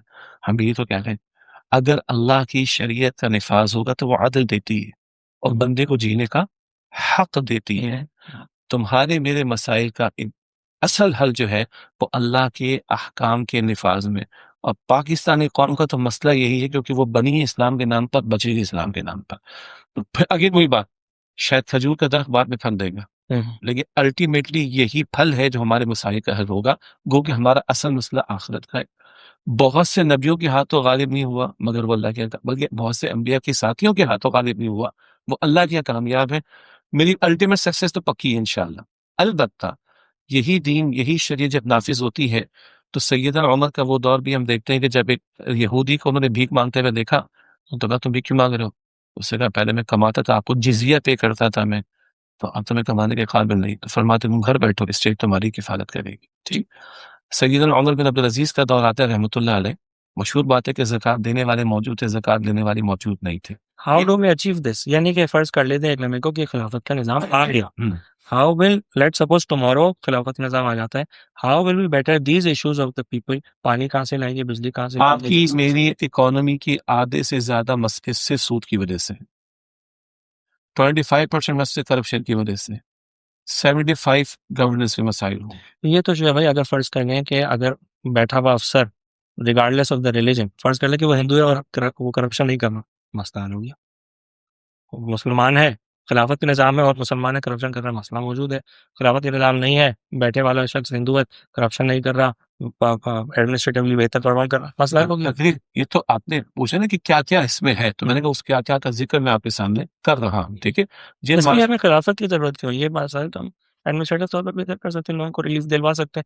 دلوا نہیں پائے کیونکہ وہ ایفیشنسی نہیں ہے. بہت اچھی بات ہے. جیسے دنیا کے بہت سے ملکوں میں کرپشن بڑی شدید سزا ہے, تو کرپشن نہیں ہوتی, ایسا ہی ہے. لیکن انہیں ملکوں کے اندر بیچارے لوگ خودکشیاں بھی کر رہے ہوتے ہیں, انہیں ملکوں کے اندر ریپ کے کیسز بھی بڑھ رہے ہوتے ہیں, انہیں ملکوں کے اندر فیملی سرجری یا برباد بھی ہو رہا ہوتا ہے. اسی لیے ہم کہہ رہے ہیں کہ اللہ نے جو دین دیا وہ آل انکلوسو پیکج ہمیں عطا کیا ہے. یہ ہم کچھ باتیں بٹس آف پیسز میں لے تو رہے ہوتے ہیں, تو بالکل ٹھیک ہے کہ ہندو بیٹھا ہو سکتا ہے وہ بھی ایمانداری کے ساتھ کام کر رہا ہو, اور بھگوان داس ہمارا چیف جسٹس بھی بن جائے, اسلامیات پاسبلٹی. ٹھیک ہے, کچھ امپیچمنٹ آف پریزیڈنٹ ہم نہیں کر پائے, جی اس پہ ہوا تو آپ اپریشیٹ کر رہے اس کو, کس نے کیا. ہم تو یہ مانتے ہیں کہ یہ بھی نبوت کا ہی نور ہے. بے شک. البتہ مین میڈ لاس وہ اتنے اچھے نہیں ہو سکتے جتنے پروردگار نے. ڈبیٹ تو یہی ہے نا. تو جب وہ کہتے ہیں سسٹم آف خلافت, یہ اللہ کا دین, یہ نظام دین, یہ خلافت کا قیام, ہم پورے پیکج کی بات کرتے ہیں جو خالق نے دیا ہے. ٹھیک, اور وہ پیکج آپ کے میرے سارے معاملات کو ڈیل کرتا ہے. اچھا, اس کے برعکس بھی ہے, مسلمان ادھر بیٹھ کے مسائل کر رہے ہیں, دبئی میں بیٹھ کے سیدھے ہو جاتے ہیں. ٹھیک ہے, ان کو اس کا خلافت کی ضرورت نہیں, ان کو یس, جب لاتوں کی بود باتوں سے نہ مارے تو پھر ٹھیک ہے لاتیں مارنی پڑتی ہیں. تو کیوں سزائے شریعت نے نافذ کی؟ اسی تاکہ لوگوں کی جان, مال, عزت, آبرو محفوظ رہے. اچھا, فرض کر لیجیے خلافت کا نظام قائم ہے, اب لیونگ کیسے ہوگی لوگوں کی؟ فرض کیجیے لوگ اکثر یہ سوال کرتے ہیں کہ کیا حجام جو ہے ہماری خط نہیں بنائے گا؟ خلافت کے دور میں. اور تو ایک اور سوال پوچھ لوں, کیا دیکھیں اکانومی رن ہوتی ہے جب تماش بینی ہوتی ہے تھوڑی, ہمارے پاس انٹرٹینمنٹ کے مواقع کھلے ہوتے ہیں, کرکٹ میچز ہو رہے ہوتے ہیں, فیشن انڈسٹری ہوتی ہے, آف کورس انڈسٹریز ہیں.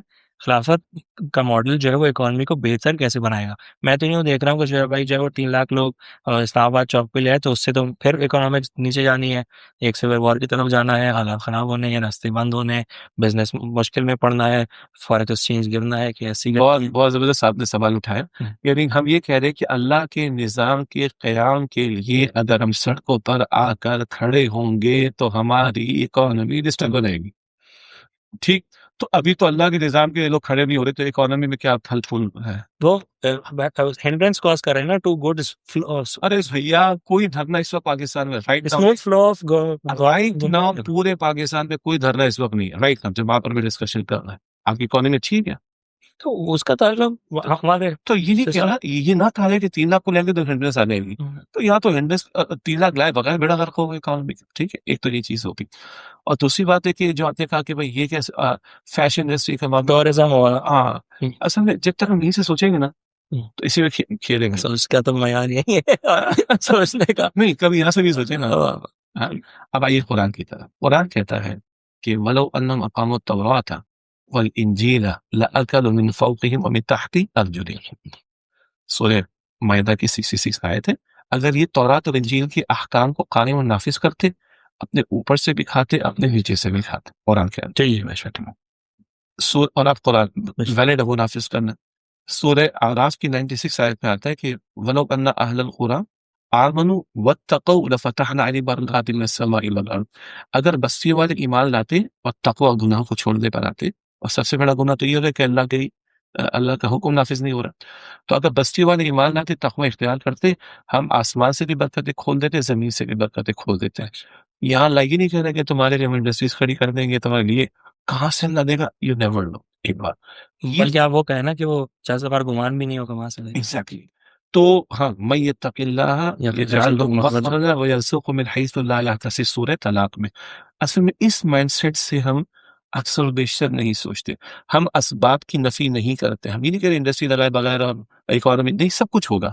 لیکن جب ہم یہ کہتے ہیں کہ اگر فیشن انڈسٹری, کیا فیشن انڈسٹری میں عورت کو پریزنٹ کرنا اور شریعت کے اس میں احکامات توڑے جانا اور اس کی بنیاد پر ملینز آف ڈالر ہمیں میسر آئیں گے, تو اسلامی حکومت میں تو یہ نہیں ہو سکتا بھائی. تو یہاں ہم بھوکے مر جائیں گے. بھائی خالق پر ایمان نہیں ہے کیا؟ تو یعنی آج آپ اور ہم جو آلٹرنیٹو انرجی کی ریسورسز استعمال کر رہے ہیں, ہم نے 100 برس پہلے سوچی تھی, تو 100 برس بعد نہ جانے کیا کچھ اللہ عطا فرما دے گا. اس مائنڈ سیٹ کے ساتھ بھی ہمیں سوچنا چاہیے, تو انشاءاللہ تعالی پھر یہاں سے بھی اچھی سوچ آنا شروع ہو جائے گی. چلو میں کنکلوژن کی طرف جاؤں گا. مجھے آپ یہ بتائیے کہ آپ لوگ برانچ آؤٹ ہیں جماعت اسلامی کے. جماعت اسلامی کا منشور یہ ہے کہ انہوں نے یہی کام کرنا ہے آن دا بیلٹ, آپ نے یہی کام کرنا آن دا روڈس. مطلب کہ they want numbers on the ballots, you want numbers on the roads. They are not been able to succeed in their vision since 75 years. اور آپ بھی یہاں ایک تھرڈ ٹیئر آف لیڈرشپ ہے تنظیم اسلامی کی. How far do you see yourself in be able to accumulate that much of number? پہلی بات تو یہ کہ سکسیس ہمارے نزدیک کیا ہے, ٹھیک, جو ہم پچھلے 1.5 گھنٹے سے باتیں کر رہے ہیں, میں کر کے دکھا دوں, دس از ناٹ سکسیس. میں اپنی کوشش لگا دوں, یہ ہے نمبر 1. لیکن انسان ہے نا, کمزور ہے نا, ہم چاہتے ہیں کہ دنیا میں بھی نظر آئے, ٹھیک ہے, نمبر 1. تو نمبر 2 یہ کہ ہو سکتا ہے 1 صدی لگ جائے, 50 سال لگ جائے, اللہ نوز دی بیسٹ. تو 75 سال کو بڑا مسئلہ نہیں ہوتا ایک قوم کے لیے, ٹھیک. اگلی بات یہ ہے کہ جو بات ہم پریزنٹ کر رہے ہیں نا کہ بیلٹ سے نہیں ہونے والا, کیوں؟ یہ سسٹم چل سکتا ہے, بدل نہیں سکتا بیلٹ کے ذریعے. سسٹم جب بھی بدلا ہے وہ ریولوشن کے راستے سے, جس کو تحریک کہتے ہیں, اس راستے سے بدلا ہے. ہم بلٹ کے قائل بھی نہیں ہیں. مسلمان کی گردن اڑانا آسان بات نہیں. اور تو اور وہ جو ان جہرم فیروزی خلیفہ والی آیا, تو اس میں سب سے پہلا اعتراض جو انسان کی تکلیف پہ ہوا ہے وہ یہی ہے جو خون بہائے گا. ایگزیکٹلی. لیکن سارے انسان نہیں ہیں, فسادی انسان. تو ہم نے کہا کہ بیلٹ سے دیکھ چکے ہیں ہم, اور اس سے سسٹم چل سکتا ہے, بدل نہیں سکتا. بلٹ فیزیبل نہیں, پاکستان میں مسلمان رہتے ہیں, آسان بات نہیں. پبلک موبلائزیشن, پبلک ذہن سازی, پبلک کو وہ جمع کرنا اور ڈیمانڈ لے کے کھڑے ہونا, تو ہمیں 74 کی تحریک میں کامیابی ملی. شیعہ حضرات نے 50,000 کی تعداد میں کھڑے ہو کر اپنی زکوٰۃ معاف کروا دی تھی. ضیاء الحق صاحب سے اندازہ کریں. تحفظ ناموس رسالت کے اوپر قوم کھڑی ہوئی، حکومت چینج کرنا چاہتی تھی، لا کو نہیں چینج کیا، ٹھیک ہے. تو یہ کچھ وکیلوں نے، جی جی ڈاکٹر شاہ صاحب زندہ تھے، جی جی وہ کہتے ہیں ان وکیلوں کو دیکھ کر میرا خون جوش مار رہا ہے کہ یہ قوم ڈیڈ نہیں ہے. وکیل تو جی کتابوں کی بات کرتے ہیں، کانسٹیٹیوشن کی بات کرتے ہیں، قانون کی بات کرتے ہیں. انہوں نے سڑکوں پر کھڑے ہو کر اپنے چیف جسٹس افتخار چودھری صاحب کو بحال کروایا. وہ پبلک موبلائزیشن سے آپ کے پاس ماضی میں ریزلٹس آئے. اور ایک اور، آپ نے جماعت اسلامی کا نام لے لیا، لیکن جماعت اسلامی، جمعیت علماء اسلام، ان حضرات، ان جماعتوں کے بہت سے لوگوں سے رابطہ رہتا ہے، اور بہت سے لوگوں کا یہ خیال ہے کہ ہاں we should think about this strategy کہ ہم پبلک موبلائزیشن اور پھر ڈیمانڈ کریشن اور اس کے لیے پھر کھڑے ہونے کی طرف توجہ کا معاملہ کریں. اس پر اور بھی دلائل ہیں کسی اور موقع پر انشاءاللہ. تو میں تو یہ سمجھتا ہوں کہ اس ناٹ، وہ مارکیٹنگ کی اصطلاح میں تو کہتے ہیں نا یہ پروڈکٹ ذرا مارکیٹ میں آیا، نہیں، اس میتھڈالوجی پر غور کرنے کی ضرورت. اور ہماری بنیاد کیا ہے؟ ہماری بنیاد ہے لقد کان لکم فی رسول اللہ اسوۃ حسنہ. رسول اللہ ہی سے لیں گے نا، اسوہ حسنہ سے لیں گے نا میتھڈالوجی ریولوشن کے لیے، تحریک کے لیے. تو رسول اللہ نے توحید کی دعوت دی قرآن کے ذریعے، افراد جو تیار ہوئے ان کی تربیت کی، ان کو منظم کیا، صبر کے مراحل سے گزارا اور باطل کے مقابلے میں کھڑا کیا. رسول اللہ علیہ السلام کے سامنے کفار مشرکین جب جنوبی ہو گئی، ہم کہہ رہے ہیں مسلم اسٹیٹ ہے، مسلمان معاشرہ ہے، تو سامنے مسلمان گردن توڑانا نہیں بنتا. باقی قرآن کی دعوت، انقلابی دعوت، ذہن سازی، تربیت، منظم کرنا، آنے والی مشقتوں کو جھیلنا، منظم کر کے کھڑا کرنا، یہ میتھڈالوجی رسول اللہ کی. اور جو ہمارے ناظرین دلچسپی رکھتے ہوں، ڈاکٹر اسرار صاحب کا خطاب ہے، وہ 2.5 گھنٹے کا، یہاں ایلیبریٹ نہیں ہو سکتا. رسول انقلاب کا طریقہ انقلاب، اس سے اگر وہ گزرا، ویڈیو دیکھیں، پڑھنے سے وہ جذبہ نہیں آتا اس میں، تو اس کا ویڈیو اویلیبل ہے 2.5 گھنٹے کا، رسول انقلاب کا طریقہ انقلاب. وہاں یہ میتھڈالوجی ملے گی. کیوں یار باؤنڈ سب سے بہترین انقلاب رسول اللہ نے برپا کیا صلی اللہ علیہ وسلم، تو وہیں سے ہمیں رہنمائی لے کر اپنے حالات میں کیا کرنا ہے اس کی طرف ہمیں آگے بڑھنا چاہیے. آپ سے بھی اور ڈاکٹر صاحب سے بھی ہم یہ سنتے رہے کہ انہوں نے کہا کہ پڑھے لکھو ذہنوں کو فوکس کرو، ایٹ میں بات پہنچاؤ، ویری گڈ. مگر سوال یہ آتا ہے کہ ہماری پاپولیشن تو 1% بھی نہیں ہے. ہمارے پاکستان میں جو حکومت بنتی ہے وہ ہمارے رورل ایریا سے بنتی ہے، پیریفری سے بنتی ہے، South Punjab, interior Sindh etcetera, because وہ تعداد میں اتنے زیادہ ہیں کہ وہ اوور پاور کر جاتے ہیں لاجک کو بھی، ہر ایک چیز کو. آپ جو ہے وہ ویری انفارچونیٹ کہ لوگ جو ہے وہ، جو آپ آٹے کی بوریاں بانٹنا شروع ہوں، گاڑیاں بانٹنا. جی جی قیمے کے نان، بریانی کی پلیٹ ہے، اس پہ حکومت چل جاتا ہے. کافی معلومات ہیں. اچھا، یہ بھی میں نے سنی نہیں، میں نے دیکھا کچھ نہیں. نہیں، ہم نے تو دیکھا ہے. ایسا ہی ہوگا. تو سر آپ پھر اتنی تعداد کہاں سے لائیں گے؟ 1% میں سے آپ کتنی تعداد لے آئیں گے جو کہ ہر چیز کو اوور پاور کر دے؟ اصل تو طاقت وہاں سے لینی دو ہے. بات ہے. جب ڈاکٹر صاحب بھی فرمایا کرتے تھے نا کہ ہم نے انٹلیکچوئلس کو بھی ٹارگٹ کرنا ہے، وہ اس معنی میں کہ پیغمبروں نے سرداروں کو دعوت دی تھی، اور ان کو بھی دعوت دی تھی. جزاک اللہ خیر، ان کو بھی دعوت دی تھی. بالکل صحیح کریکشن آپ نے کر دی.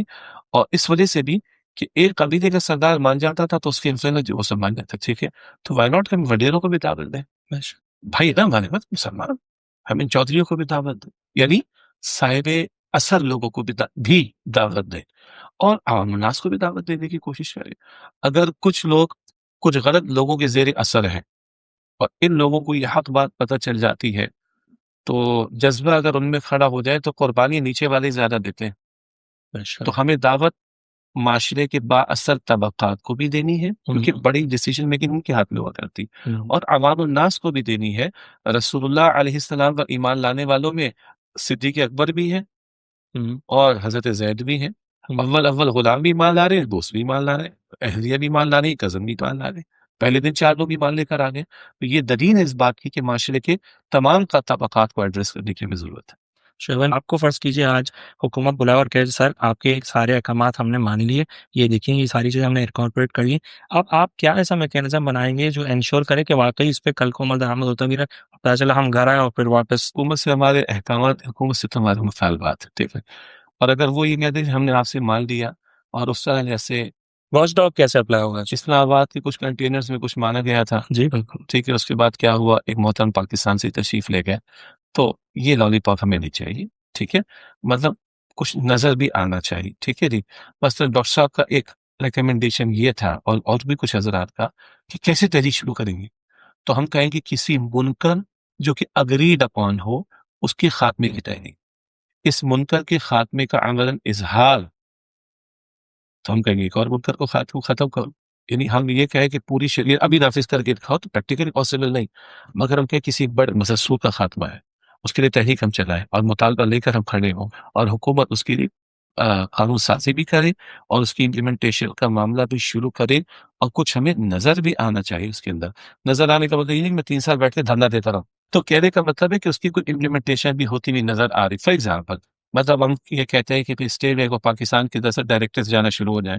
ایک بڑا مسئلہ ہے کہ اسلامی بینکس کو بزنس کرنے کی اجازت نہیں ہے، تو ایک بڑی ڈیمانڈ ہے، میں سمجھتا ہوں بالکل صحیح ڈیمانڈ ہے، تو آپ لیجسلیشن کر دیتے ہیں کہ اسلامی بینکس کو پیسے نہیں بلکہ بزنس کی اجازت ہے، تو اسلامک بزنس ہاؤسز بن جائیں۔ مثال کے طور پر آپ یہ جاری کرتے ہیں، ہم سب کو پتہ چل جاتا ہے کہ ہر بینک کے پاس یہ آ کے فوراً اس ایڈوائس پر عمل کرنے کا عمل درآمد شروع کر دیتا ہے۔ تو اس طرح کی کوئی لیجسلیشنس کے معاملات کہ جس کی امپلیمنٹیشن پریکٹیکلی نظر آنا شروع ہو جائے، یہ وہ بات ہوگی۔ یہ نہیں کہ بس یہ ہو گیا، مبارک ہو، مٹھائی کا ڈبہ منہ میٹھا کیجیے، گھر چلے جائیے، یہ مذاق ہے، یہ کھلواڑ بہت دفعہ ماضی پر ہو چکا ہے، ہم اس کے قائل نہیں۔